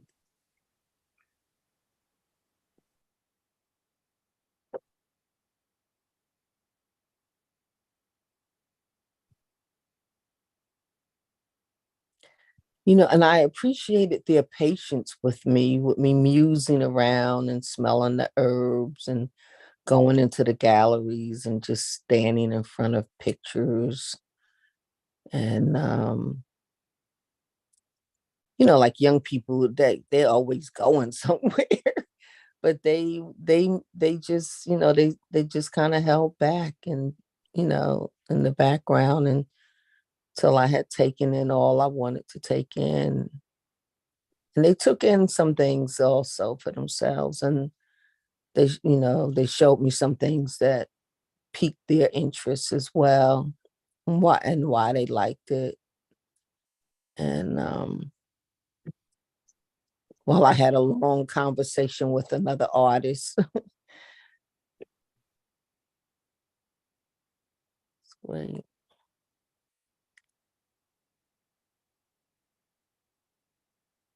Because sometimes you can want stuff, and then when it comes, you have already another expectation or anticipation after it that you can't enjoy the moment that is. And that's where you don't have to have a facade, or do you want to have a facade of any kind? You want to really be authentic in the moment, to dance with the moment, to be energized and give energy in that moment. That's living. Yes.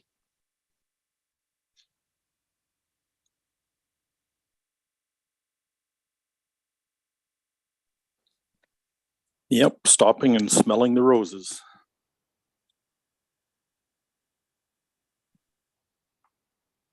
And you are the best, Cinderella. I just thought about that. Ian, I didn't hear what you just said. The sound is a little muffled on my end. I said you are the best Cinderella. Oh, I sure didn't want to miss that. Thank you. Mwah. Kisses. I'd like to share some with you, Cinderella, or not. I had a dream the other night, and it's hard to explain. Like, I had a dream, and it was like you know, my masterclass, and it was repeating me in my dream. Your voice was in the dream, Cinderella, your voice repeating to me all the steps that I need to take, like clear the resistance, do this, do that. Like, it's hard to explain a dream, but yeah, you're in a dream. Your voice was in the dream. So yeah, I just thought I'd share that. Whoa, how special is that? It was like the magnetic mind, and it was like I was watching an introduction in my mind in a dream, and it was like choose a true goal, create structural tension, but it was your voice saying it in a dream. And then I woke up then. I was like, oh wow. Just thought I'd share that.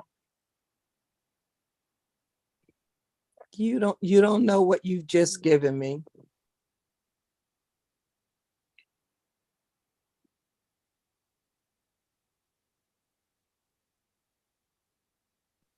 Mm.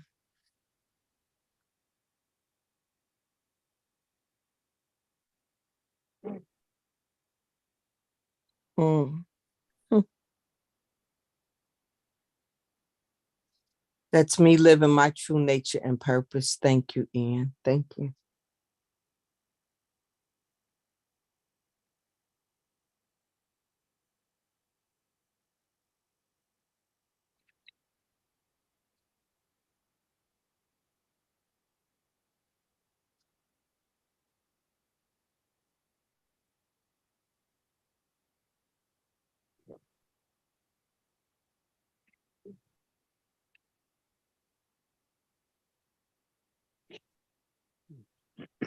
If we are powerful creators, if we are creating our life, it would matter we put attention, awareness, focus on it.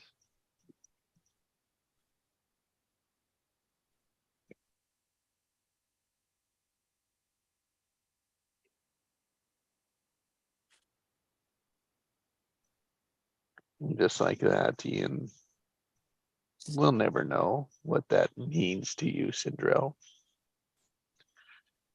Just that he had a urge, which is what an intention is, an urge to share something. It came from nothing from Cinderella's point of view. It's like out of the blue. Ooh. And it came from everything.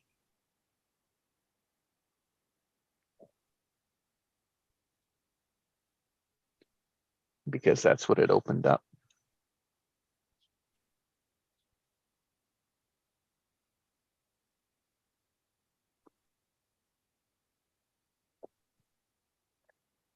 That's the joy of awareness, removing the facades, stepping into the unknown with curiosity and wonder. That's dancing with life. And when we do it together, it's compounded, it's exponential. It's true growth.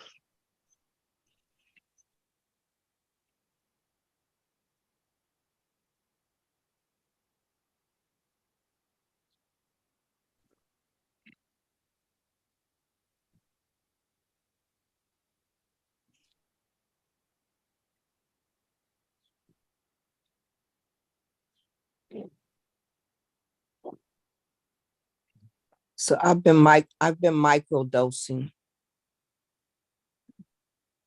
on 68 seconds. Mm-hmm. I listened to the recording talking about you get more done being focused for 68 seconds.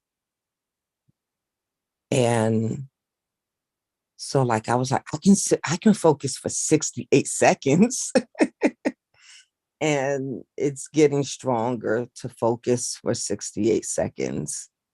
And it's fun. It's a dance. And it's like, oh, I'm gonna focus for 68 seconds. And wow, I'm creating like so much. Right. And I And think that- about go. It's very interesting when you say focus in the 68 seconds, and that's when we have to acknowledge what we're focusing on, because what you're focusing is not what you're really focusing on. That's when I feel that's where we get to really be in our power of what we're focusing on.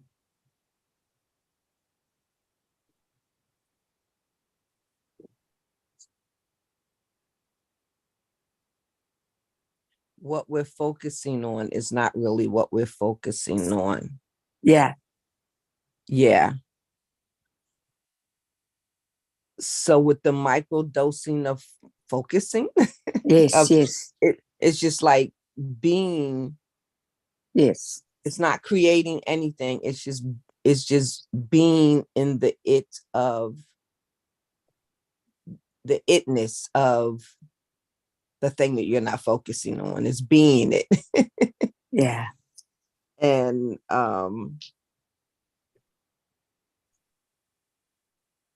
the verse comes to me, stand still and know that I am God.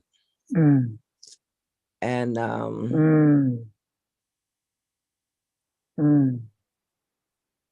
it's a continuous evolution of creation, and we can either participate in the direction of that creation, or chaos can continue. Yes, that's it. The power of healing lies within your own heart.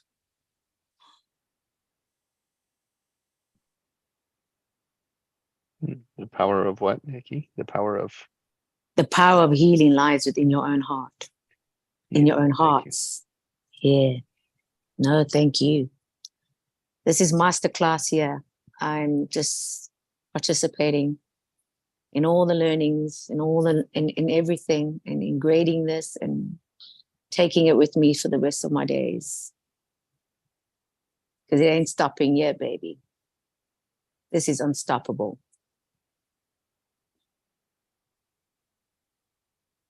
I just want to ask you, Jesse, where do you find the replays? Are they on YouTube? Or yeah, they're on the. Okay. I think on my YouTube channel under lives. Okay, would you be able to post your channel in the group? Because I don't think Sure. I'm following you, so thank you. Just so I can watch the replays, listen. You bet, Thank my you. man. Yeah, you're welcome. And to listen to the replays, it's like you're present, and yet you get to be an observer of like all this stuff there's happening. That's it. Yeah. That's why I a silent love. voyeur. Oh, and you can press pause. You Yeah, cheaters! yeah. You cheaters! And you can You press the cheaters. pause, baby. Oh, I do. You can press the pause. It's like, wait a minute, and you can rewind. You be like, wait a minute, what just happened here? Yeah. Like, what was that? What was that? You know what I love? This is what I love about the learning process.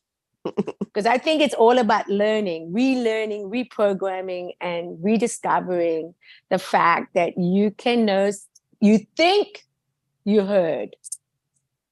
You think you heard or even seen. But when you get to listen to again, you go, oh, I didn't hear that. Oh, I missed that one. I missed that. And then your heart opens and goes, wow, thank you. So, yeah.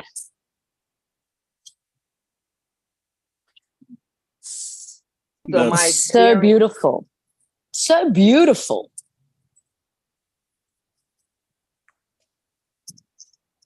So I'm this micro dosing of focusing. Microdosing. It's like it's a fun game to like still away in the midst of anything going on around me, and to know that I'm a powerful creator, like in that Yeah. 68 seconds of Oh, microdose. God. Like, That's it. That's it. um, Oh, that's so good. Wow. True. and it's helping me to learn to sustain creation. Mm.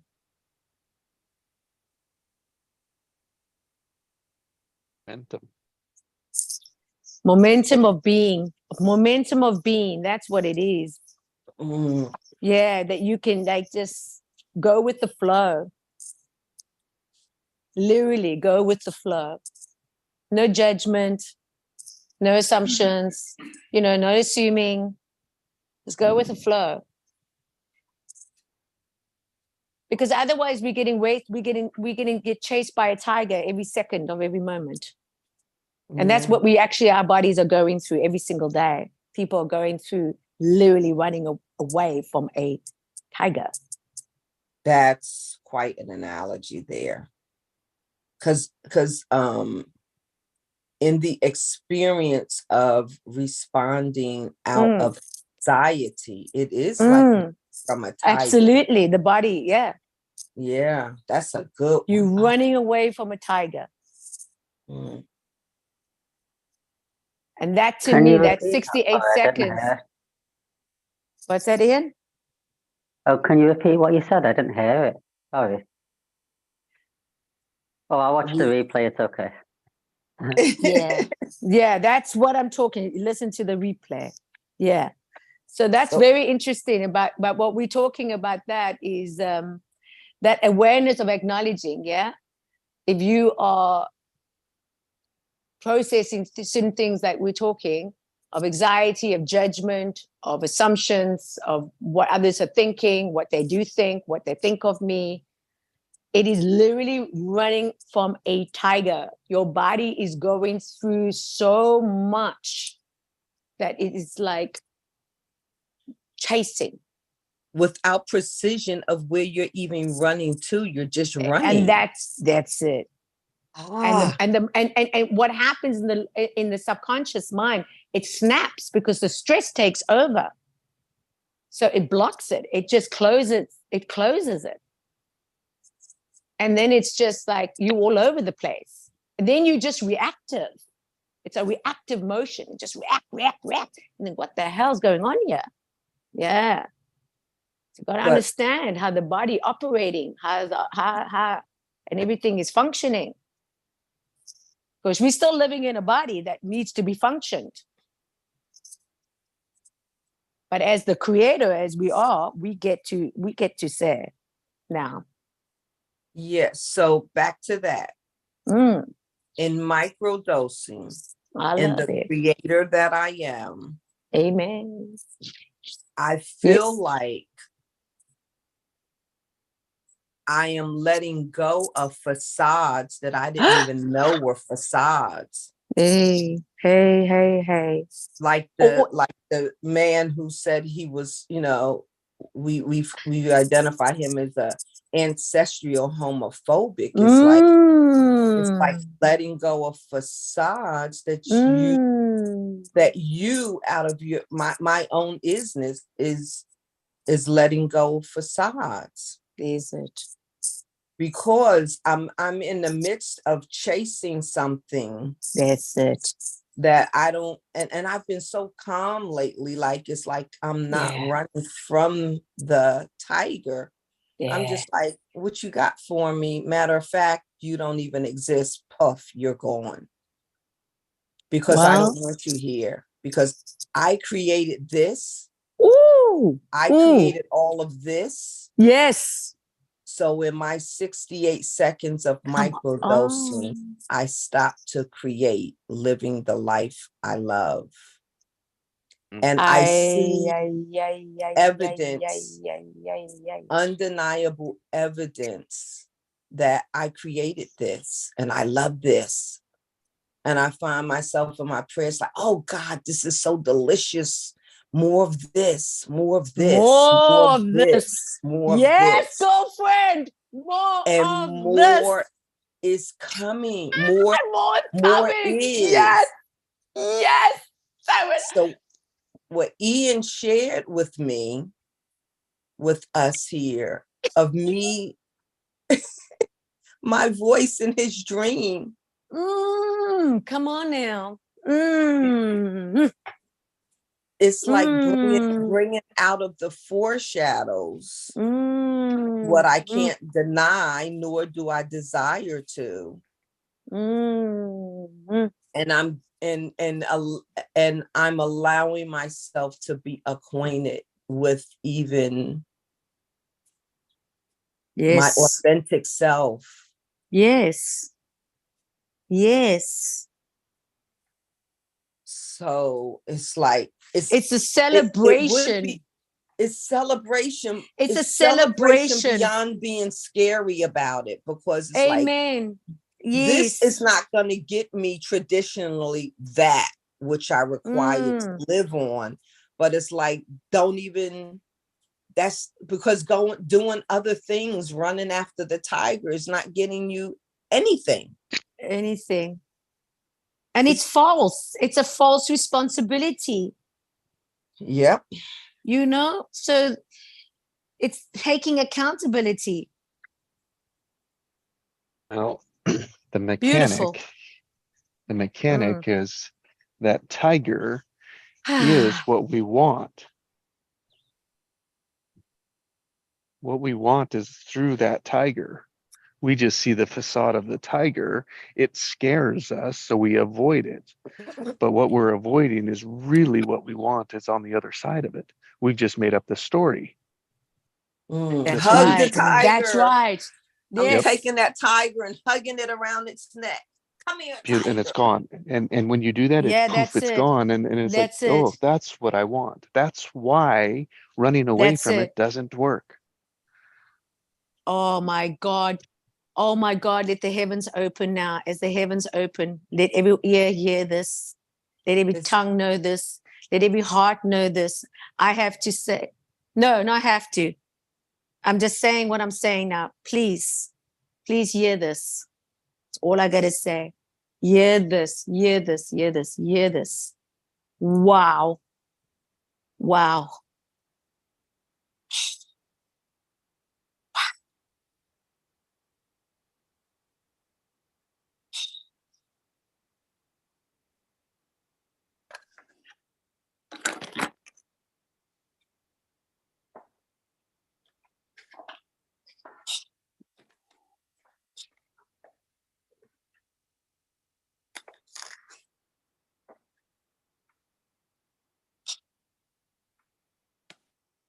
Permission granted.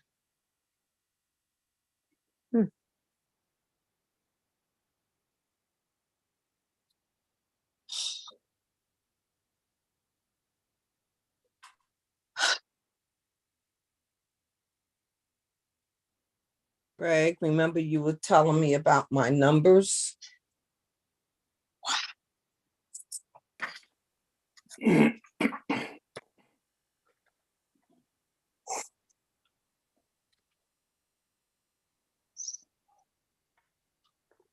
61 inner truth.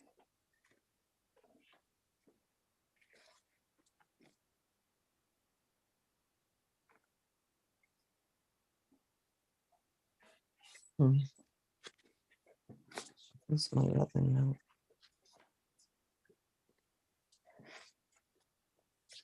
Yeah, 62 is preparation. And 61 was wonder. And 62 was the throat chakra. And yet Ian heard my voice in his dream. Yeah.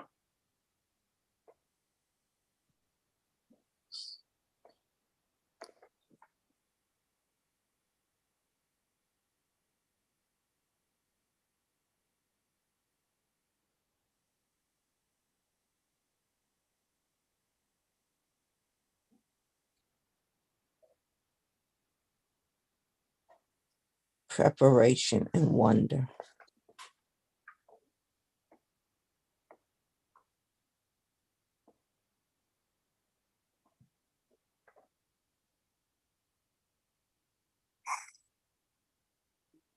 Yeah, wonder is what grounds you.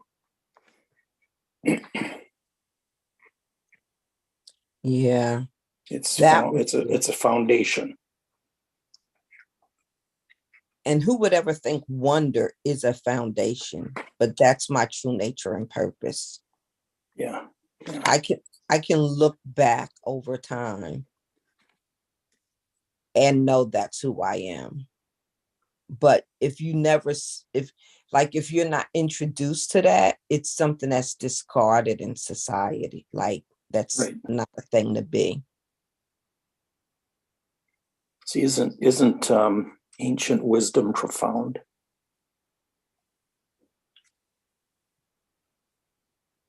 Wonder is ancient wisdom profound.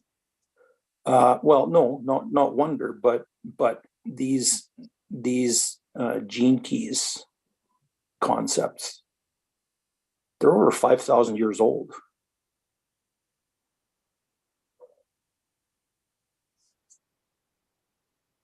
You know, and they're just coming back into remembrance or coming back into the light here in the 21st century.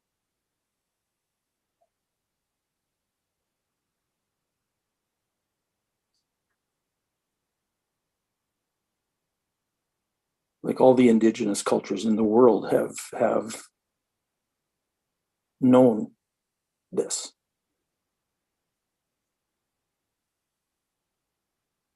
Known that when the sun is in that place of the sky, it means this.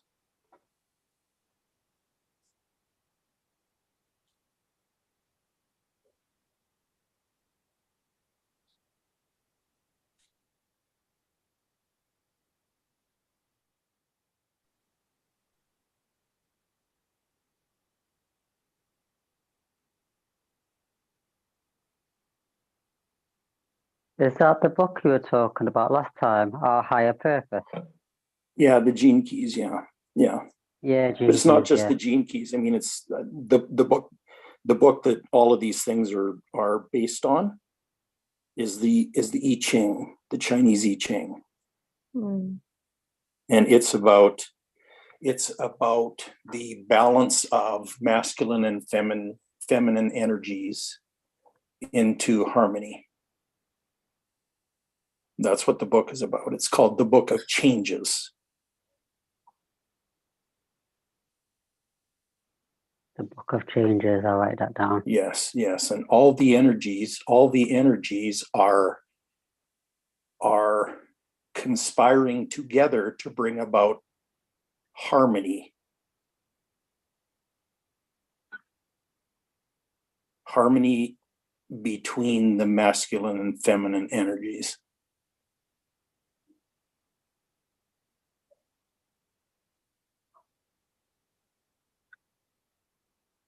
So if I look that book up, what is the clear title?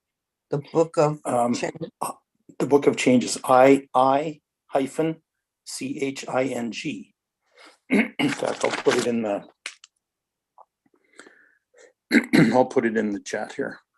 As you discover this book and very interested, and thank you for sharing this. But I just want to thank Jassy for a moment here, because this was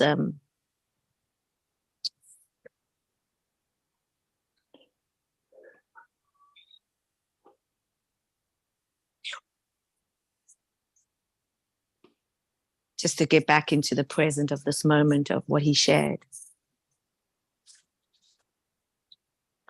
Just get back to the moment of what he shared and give yourself permission to hear it. What did you hear him say, Nikki? Thank you, Craig. Thank you for asking. I'm listening. Oh, Jesus.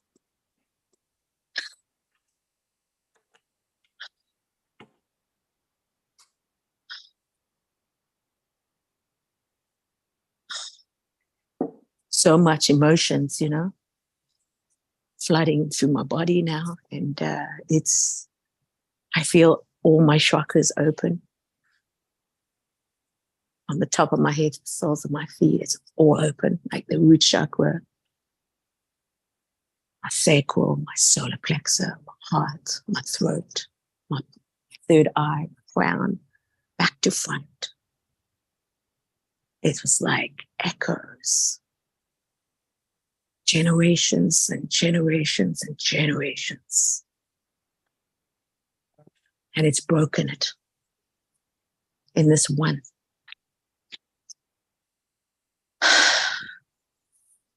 No more chasing,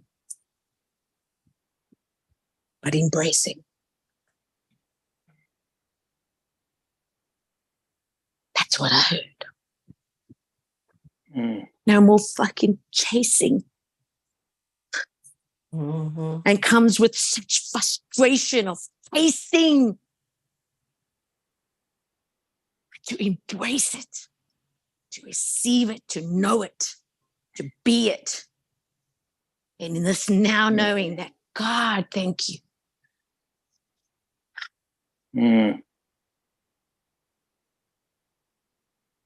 Thank you, Jesse.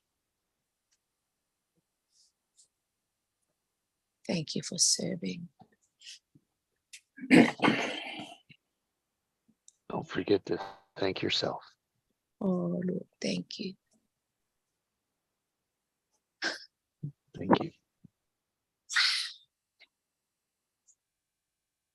And that's the thing. We get so distracted in wanting to chase for things, for the meaning of things.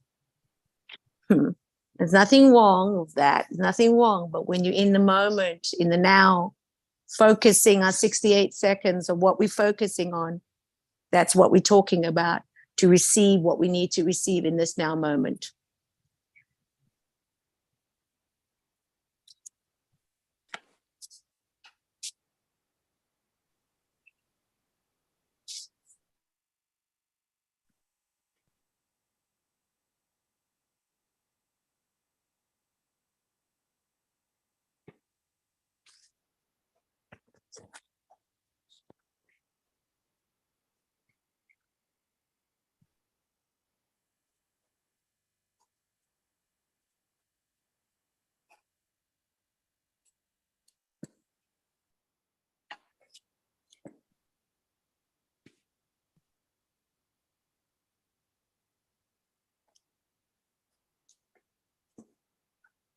Thank you, Craig, for asking me.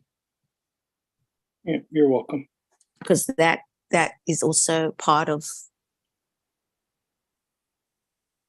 the learning in the now, being me, my authentic, my truth, my awareness. Masterclass. I just love hearing your heart speak, Nikki. Yeah, this is mastery. Yeah.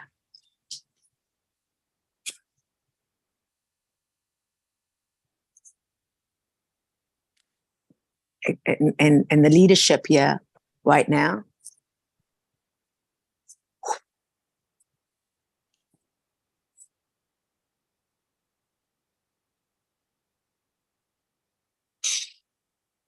To be able to follow this and to be walking in these footprints, knowing when I don't see my footprints, I know I'm carried. And to me,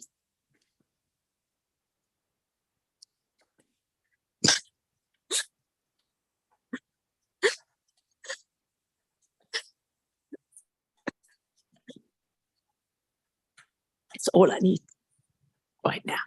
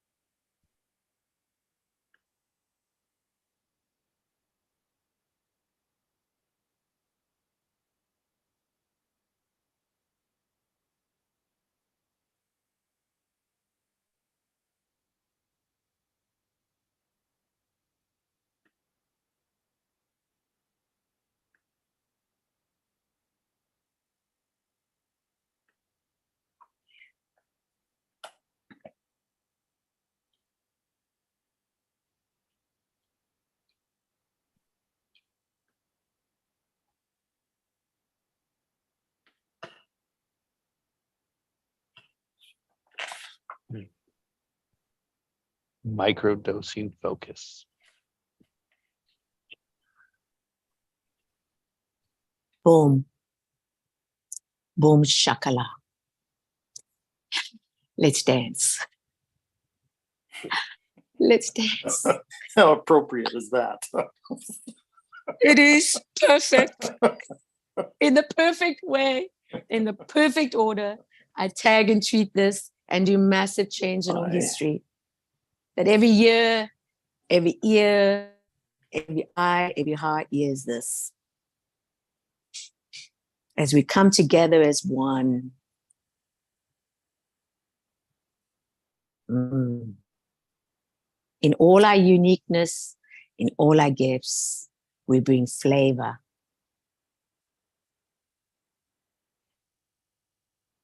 There's purpose, meaningful. And celebration. I love you guys. If I haven't told you, I'm telling you again. I love you guys. Love you. Yeah. And I feel free to speak for the whole group.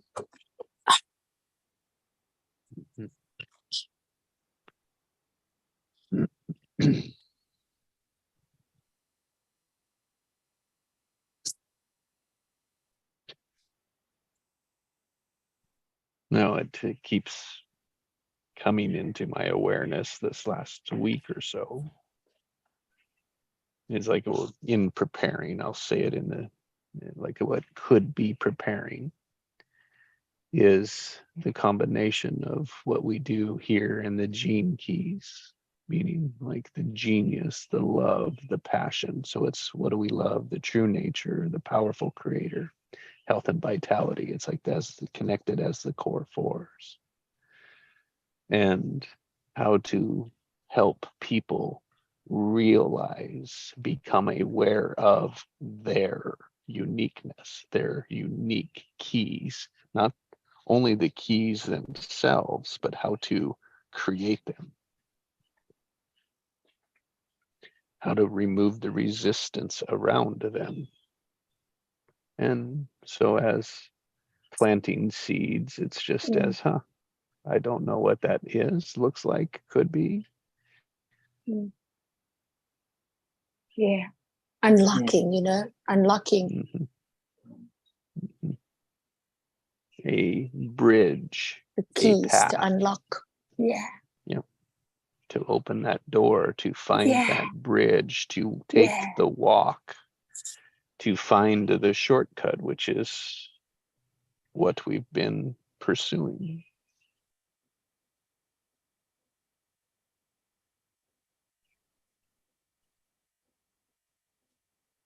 Taking each other home.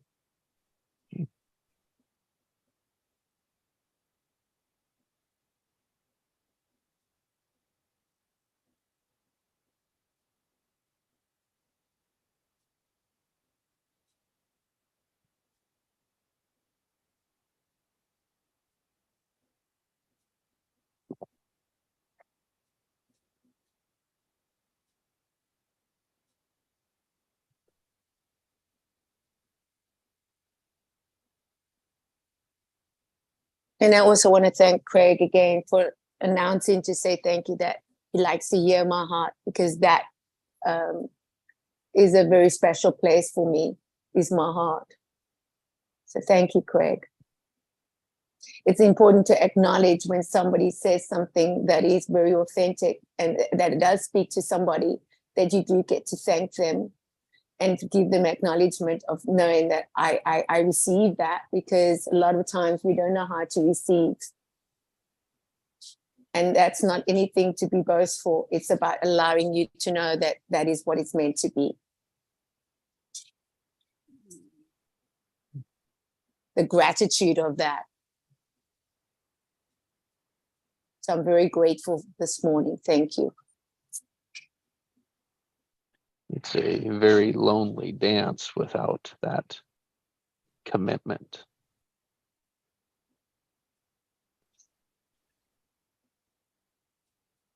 I don't know that I would have danced this dance if I didn't have this way. Like if I never had come into what they say is what you're looking for is looking for you. But if I had never answered the call to be on this line like this, to muse and explore and exercise, like there's no place else I can do this to be in my own awarenesses of truth. If I didn't do this work, then I wouldn't. This is preparation so that I can help other people kind of collapse their time, but in a very, not rushing them just to get them through it. Is not just taking a crash course so they can get the A, but really helping them feel, think, look, experience the resistances for what it is, and also experiencing the love for what it is, and also experiencing the exhilaration of taking on the challenge of being oneself as oneself is. So this helps me it fortifies me, because if I didn't have a mirror to reflect, this is like a reflection pond, then one could almost go crazy in their own mind, thinking is what I'm thinking, and what I'm thinking is truth. But here I know my truths here. I know what opened up for me when Ian said he heard my voice. Like, where else could that happen?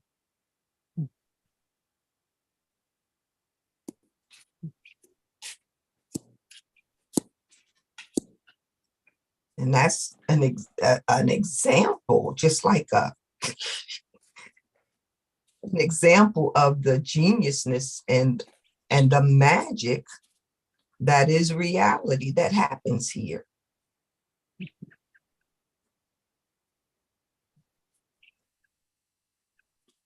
Yeah, it's life experience. It's life experiencing itself, but through others.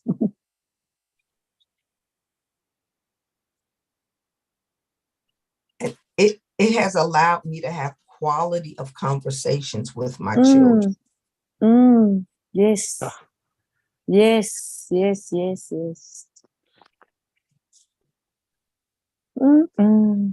A conversation they've been yearning, wanting, looking for. Amen. Wondering why can't we have that, but not sure what that is. Right. Because it is not demonstrated, it is not modeled. There's it. And I just demonstrate it for them, with them. Yeah, there's it. I'm gonna, if you'll allow me, I'm gonna read the card that they gave me. It says, Mom, you are so many things. Like, I had to stop right there. I was like, wow.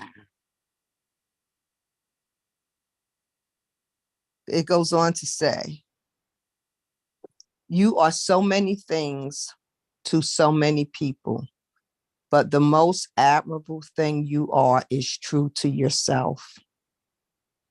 I was like, okay, they get me, like. And then she says, Mom, don't read the writing part. Finish reading the printed part. I said, okay. So how did that happen, Cinderella? This How did they get it? because I'm like, I'm just like who I am. Right? Which reminds me, before I go on reading the card, is my oldest daughter was like having a combustible moment of dealing with stuff, of frustration and striving and, you know, mad about everything I wasn't as a child for her and glad for it all at the same time. And she was like, but mom, you didn't, and mom, you didn't. I was like, I slammed down on the counter. I said, damn it, I don't know who I was back then, but I'm here for it now. I'm here for it now. You get it raw, just the way it is. I'm here for it now. Give it to me. What else you got? Get it out. Get it out. And she just got to a point where she couldn't get no more out, but cried and fell into my arms because I was there for the fight. I was not losing my child. I was not going to let her lose her heart.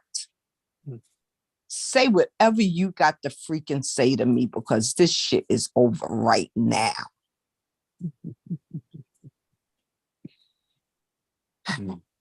So I go on to read the inside printed part.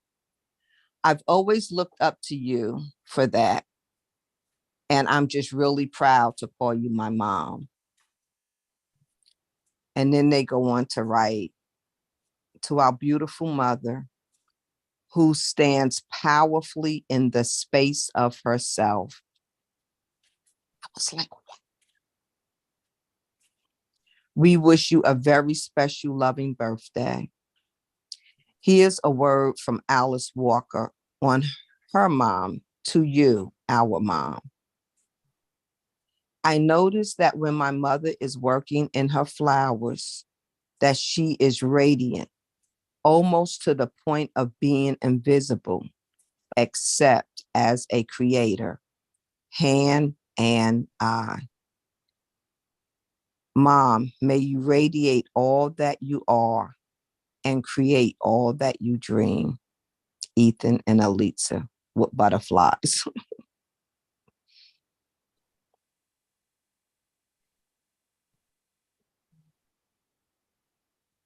Oh, it says I didn't even see this. P.S. Check your email at 4 p.m. Oh, I got to check my email. Yeah, it's very interesting, that one. Very beautiful. I think what comes up for me is what she wanted more than anything was to be loved completely by somebody with eyes that saw her and not just what they wanted to see. Mm-hmm. Mm-hmm. The frustrated breakout was my oldest daughter, and this card is from my two younger children who took me out yesterday. I'm releasing a lot now here. I'm just telling you, I'm releasing a lot. Mm-hmm. I have to share this when this is happening. Mm-hmm. Because it's very new for me. Naturally, it's always been with me, but I just never allowed myself to share it. Now I'm sharing it because this is the power. This is the releasing. And the releasing of that is letting go of all the stories and just being in this story now. What we are creating together.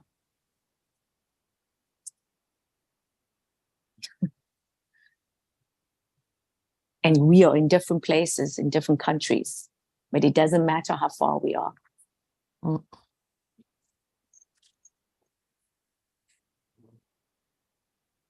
And it doesn't need to be romantically either.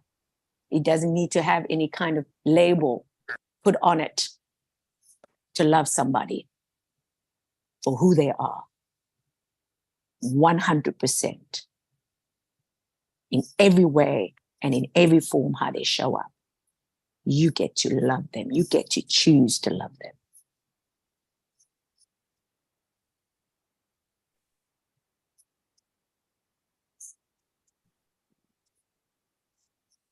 Because I feel very much loved here.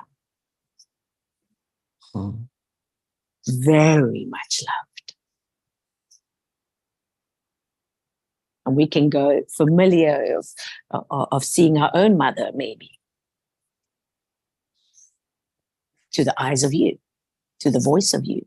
I see many familiar faces to Jessie. Many, many, many, many familiar faces. But to be able to witness it in this now moment, this is where I become who I choose to become, who I choose to show up for. This is change. This is love. It has no conditions. It's just how you want to feel, how you want to think, and how you want to be. Mm-hmm. And all the gifts that Craig has, that he can come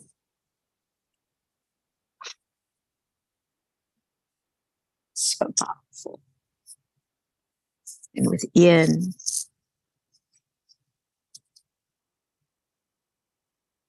it's all acknowledged here. It's all been acknowledged. Because as one experiences it, we all get to experience it when we allow it and embrace it.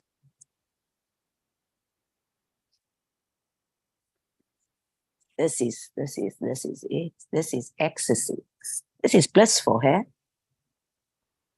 It doesn't get better than this.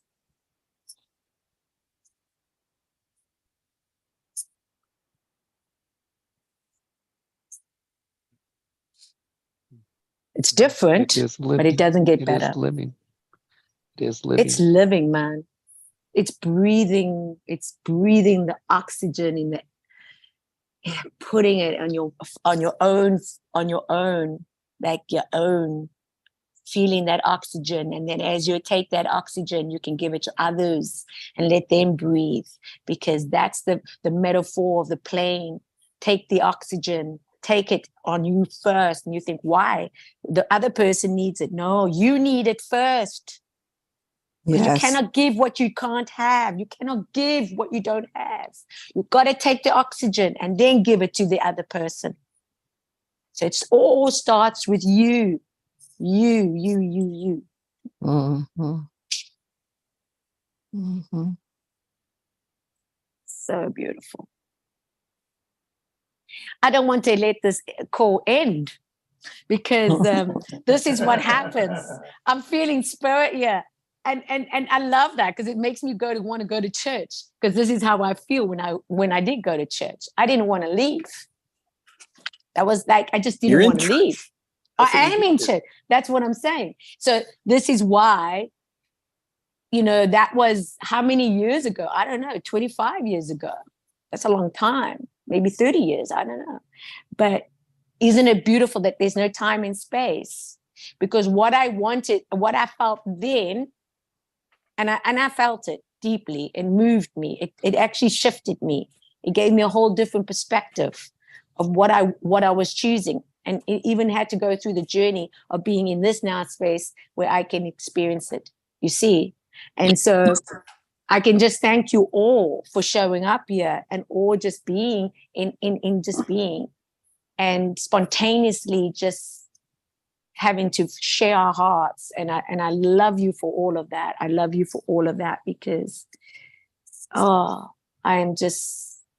there's no sunshine here in New York. We've got overclouded, rainy. My room is almost gone to dark, but there's so much light. There's so much light. And I will be dancing with each and every one of you today. Trust me on this. Trust me on this one. So I don't know. I don't even want to say goodbye, but there's the Warburton is on. The tennis is playing, and it's almost in the, like, I got to go be with others and participate with them because they're feeling lonely. Mm-hmm. And they need my presence. Yeah, well, you put your mask on first. Yes. I can give gladly, rejoicefully, and rewardingly, because hopefully, as my day started, I get to finish it. And I got to say I finished it well. And I love the session today. I love being here. I love listening to everyone's stories and experience and gifts, and so much unpacking and so much releasing. And wow, it's just phenomenal. Just so honored. I am so honored. And I love to say namaste. So I love you We guys. love and you. Love you. See ya. Kisses, Peace. everybody. Bye. Bye, Nikki. See ya. Bye. I didn't hear Craig saying bye.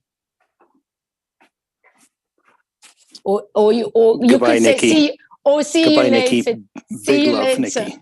See Hey, you later. check your messenger. I put Yeah. those See. sentences in for you. I like those sentences. Okay, see ya. Bye. See ya. Kisses. Much love. And it's time for me to move on as well. I'll leave it open if you'd like. You want to stick around for a bit, Cinderella? Yeah, I got a little more time. Thank you. Okay. Thank you, Jesse. Wonderful day. Mhm. Thanks, you too. Thanks, Cindy. Thanks, Jesse. Bye, Craig. It's been awesome, man. Yeah, it has. Big love. Bye, guys. Big love. Woo. Wow. Covered a Wow. lot of ground today, didn't we? Wow. Stratospherically zoned, baby. Yeah, exactly. You know, it's funny. Jesse's been asking me the last few days, if when I first get on the call, he says, "So how are you doing?" And my answers have been either wow or double wow, pretty much every day. So it's here we are. This is day 251. Wow. Yeah. Your life has evolved over these 251 days. Oh, no kidding. No kidding. It's unrecognizable. Seriously. Mm. In fact, I was just talking to my roommate who took me in, and he said, you know, he said, I remember you driving down the road and getting out of your car. And he said, that's not the person that I'm seeing before me right now. We're just talking last night. He said, Wow. he said, yeah, he said, you're just totally different. So that's encouraging. Mm-hmm. Yeah, even in the time that I've known you here, it's like your point of references are from a different perspective. Every once in a while, you go into the old stories as your point of reference, because sometimes you do need to go back and recognize. But even where you're going from that point, that old point of reference, where you're going to from there is nowhere where you used to go before. Like you could, before you used to dig in there and just be dug in there. Now you're just using it as the wisdom that it's giving you, but it's not your port anymore. Yeah. Yeah. It's untangling from me, actually.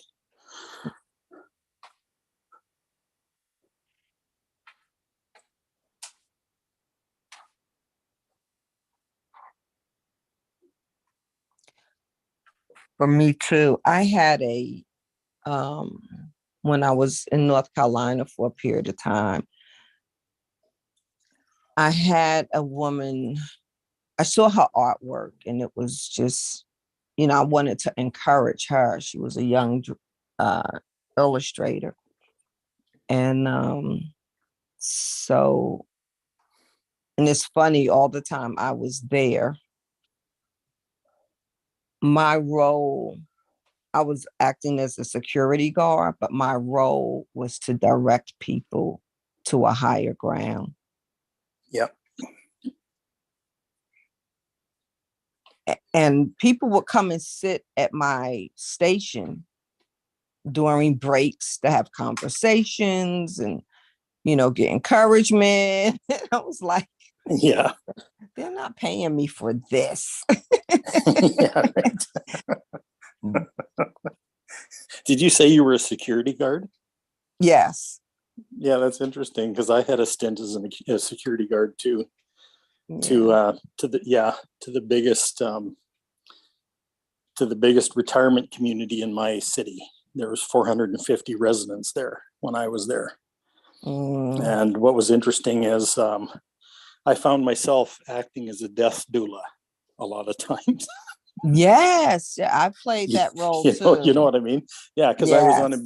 midnight to 8 a.m. shift. Yeah. And there'd be people who'd be sitting up in the night and they knew that they didn't have many days left and they just wanted somebody to talk to, So many nights I sat there with my hands clasped with somebody and just, talked about whatever showed up. It's just amazing Yeah. experience. Yeah. Yeah. I think that's one of my callings, is to be with people when they're transitioning. Yeah. It's a very honorable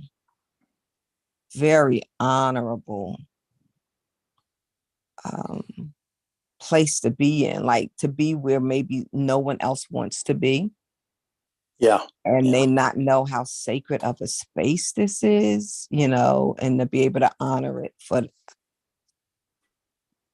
how sacred it really is. Yeah. But Well, according Mhm. to Jesus, everybody on the planet is basically in that space. Like he looked around and said, you can't see that you're perishing, but you are. You're like a bunch of dead people walking. Yeah, from the moment And that's you've been alive, you yeah. start. Well, exactly. Yeah, from the moment you've been alive, it's been clouded by this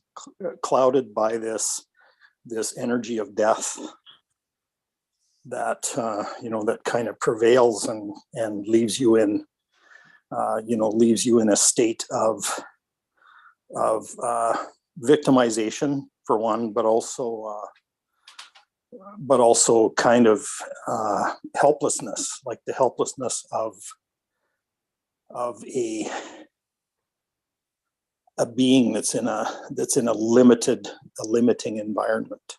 Just the victim. Well, victimized. Victimized by the energy that's in the environment, right? Because death is reigning on earth. I mean, that's Paul said that too. He said death has reigned from Adam to Christ, right? And death still reigns on the planet, but we're in the generation where all that's changing. Like I know that before I transition, I know that I'm going to see a change in sovereignty from death to life on the planet. That's what I'm doing here. But I'm thinking of when my mother transitioned. She was like so ready. She just went from life to life. Well, yeah. She knew, some people go from life to death while still on this side, but my mom went from life to life. And she was like, when she was going to the hospital, she was like talking to the paramedics and everything and, telling them what was going on. And she took all her rings and her jewelry off and left it here. Yeah. Just like, okay, like she was like saying, okay, I'm going with my head up. I know what this is. Yeah. Yeah. She found a form of life inside all this darkness. Mm-hmm. And that's been very unusual historically. And really relatively few people have found that up until now. Mm-hmm.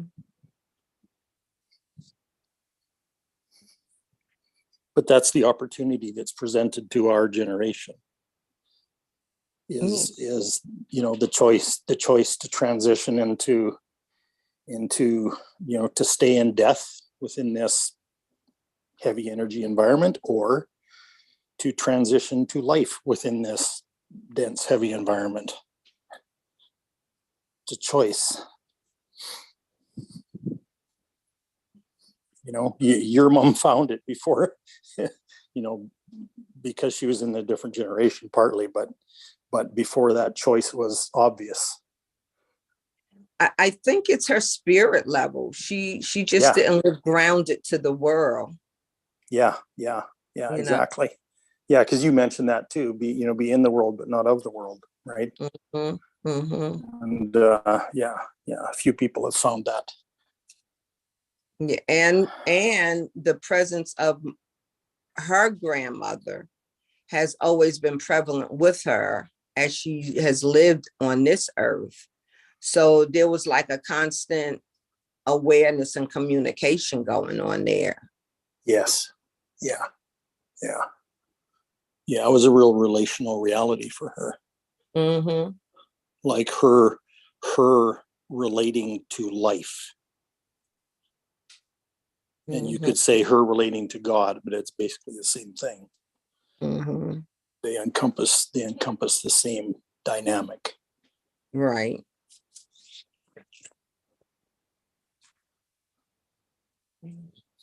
Because I've come to realize that we are well into the experience of the second coming of Christ right now. Well into it. It's been going on for many decades already. But most people don't recognize it. But it's a spiritual, it's an energetic, it's an environment. It's a spirit. Yeah. It's a maturing of the universe too. Well, yeah. Because the whole earth is moving more and more into the spirit of, you can call it the second coming of Christ. It's called Christ consciousness. It's called all that stuff, but it's global. It's awakening. It's enlightenment. Whatever you want to call it. It's but it's global now. It's never been global like this in history before. Yeah. And that continues to expand.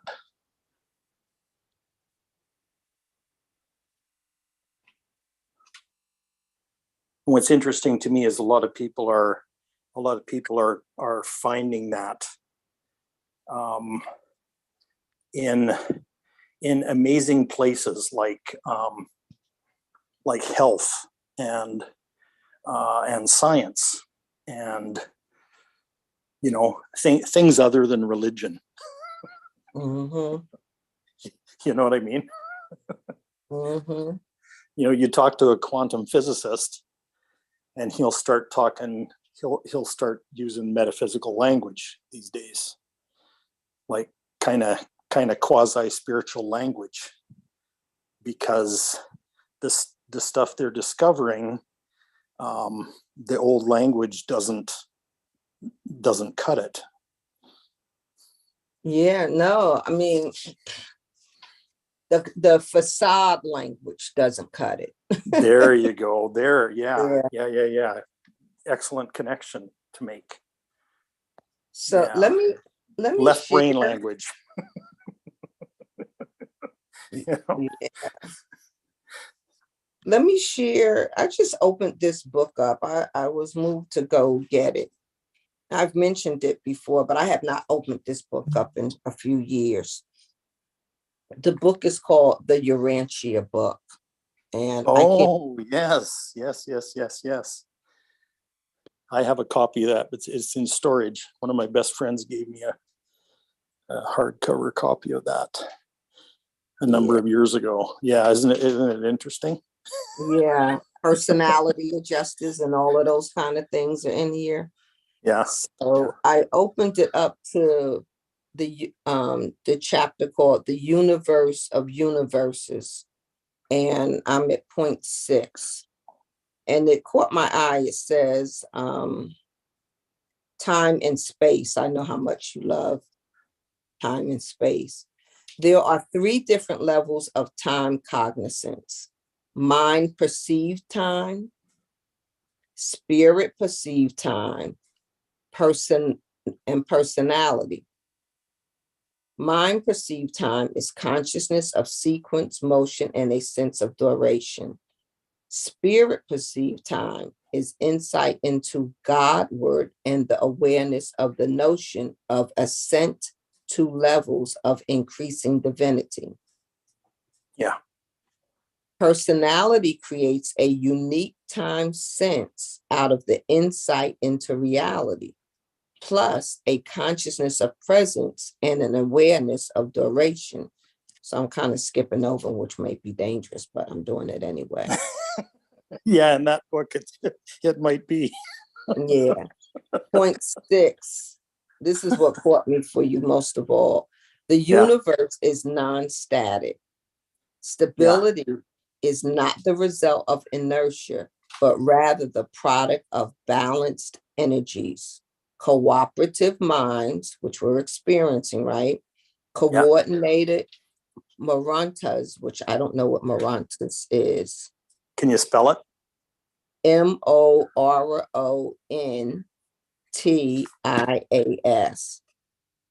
It's like morons. Morontias, yeah. I'm just gonna look up that word quickly. Okay.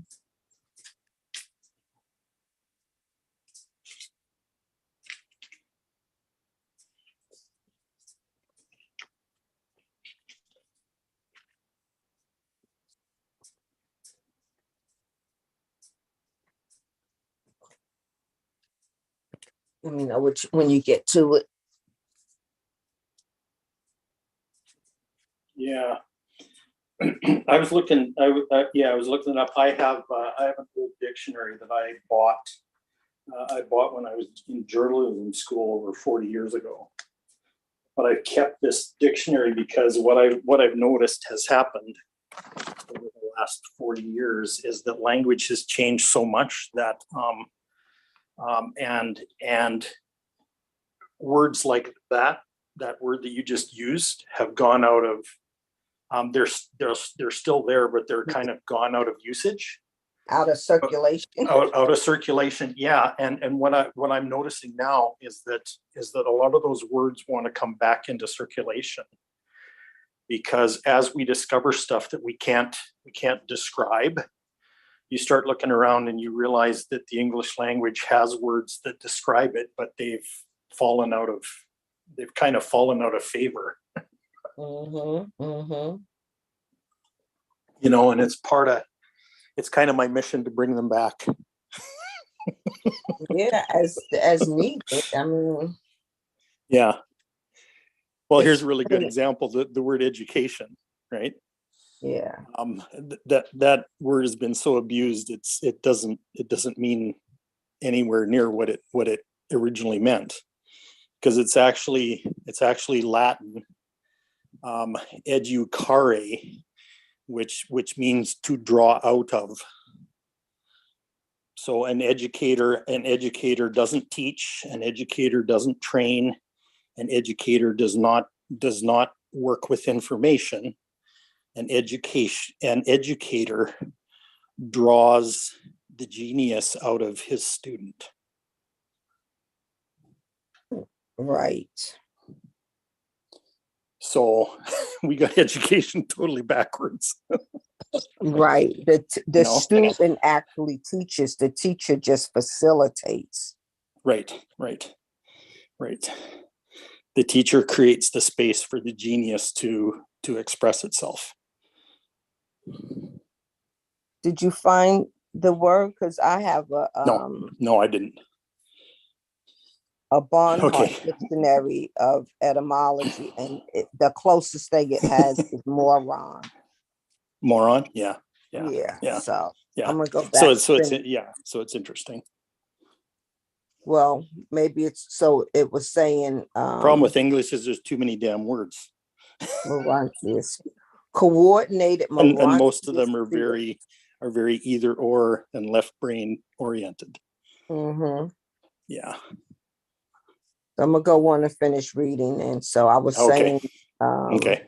Sorry I interrupted. no, we needed to know what that was. So Yeah. we'll table that one. Okay. Can you say that? Can you say that? I think it was 0.6 with that word in it. Can you say that again? Morontius. So I'm gonna go back to start 6. The universe is non-static. Is that what you're asking me to do? Yeah. Yep. Stability is not the result of inertia, but rather the product of balanced energies, cooperative minds, coordinated Morontis, spirit over control, and personality unification. Stability is wholly and always proportionate to divinity. Right. So it said spirit over control. Is that true? Okay. And it also said it's not static, which means it's dynamic. Which means it's always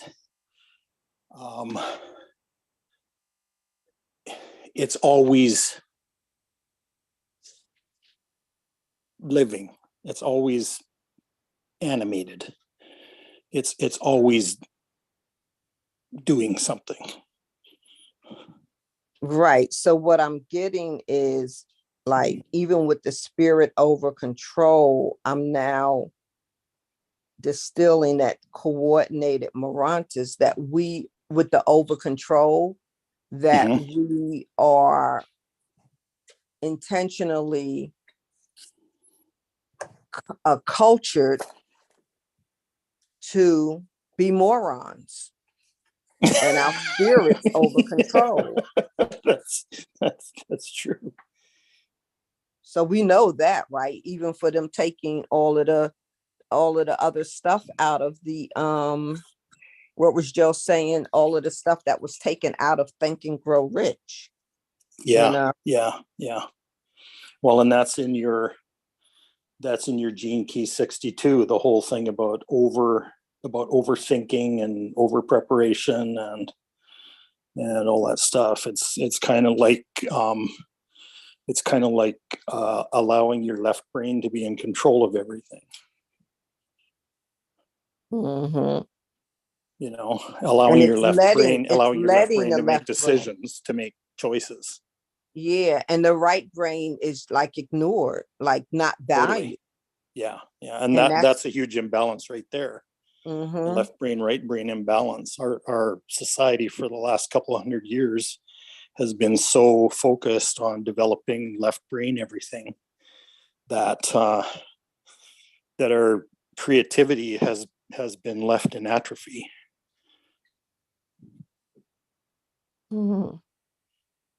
But the balance is coming back, and there's a kickback going on. There's a lot of power that doesn't want the right brain to be supreme. It doesn't even want it to be balanced. And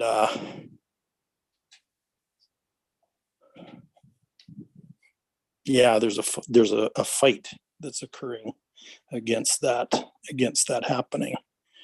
There's a fight for continued imbalance. And that's all energetic.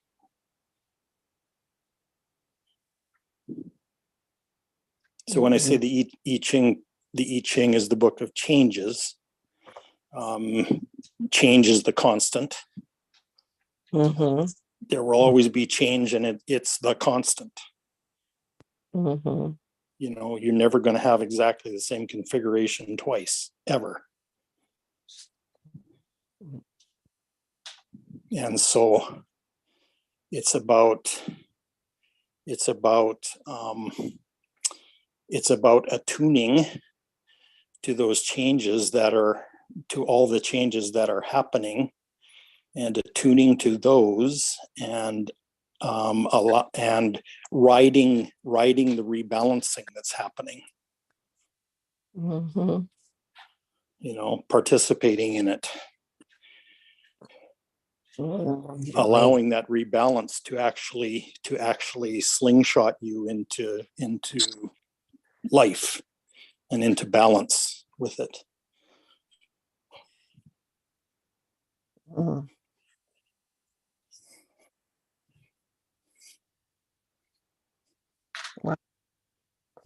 Well, we've opened up a can of worms, and I'm gonna have to seal it back down because I got to get ready to go out. But Oh dear. Okay. this is massive, right? This Hey, is gonna before I be leave you, like, I'm going to give you some tips about the Urantia book. okay. There's part of that book that actually talks about Jesus' life before he went into his ministry. Okay. Mm-hmm. It's probably the only book on the planet that actually covers that part of his life. Mm-hmm. And it's very fascinating to read that. The later childhood of Jesus. Yep. Mm-hmm. Yep. Yeah. If you want something to contemplate on, just read a few of those chapters. It's like, oh my goodness.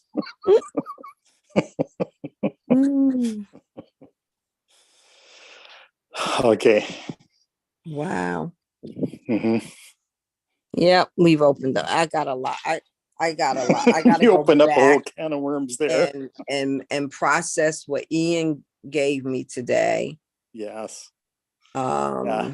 There was a lot of gifts on the table today. Oh yeah. Because I feel like I've still, he made me aware, but I feel with that awareness that I've still been denying something of myself. Yep. And so I gotta allow myself time to relate to that truth. Yeah. Let's find a little Cindy. Yeah. And we Greg too. Let's get her dancing. Mm-hmm. Mm-hmm. Yeah. Anyways, I love you, Cinderella. I love you too, Craig. You have a wonderful and blessed day. Peace. You too. Yeah, peace out.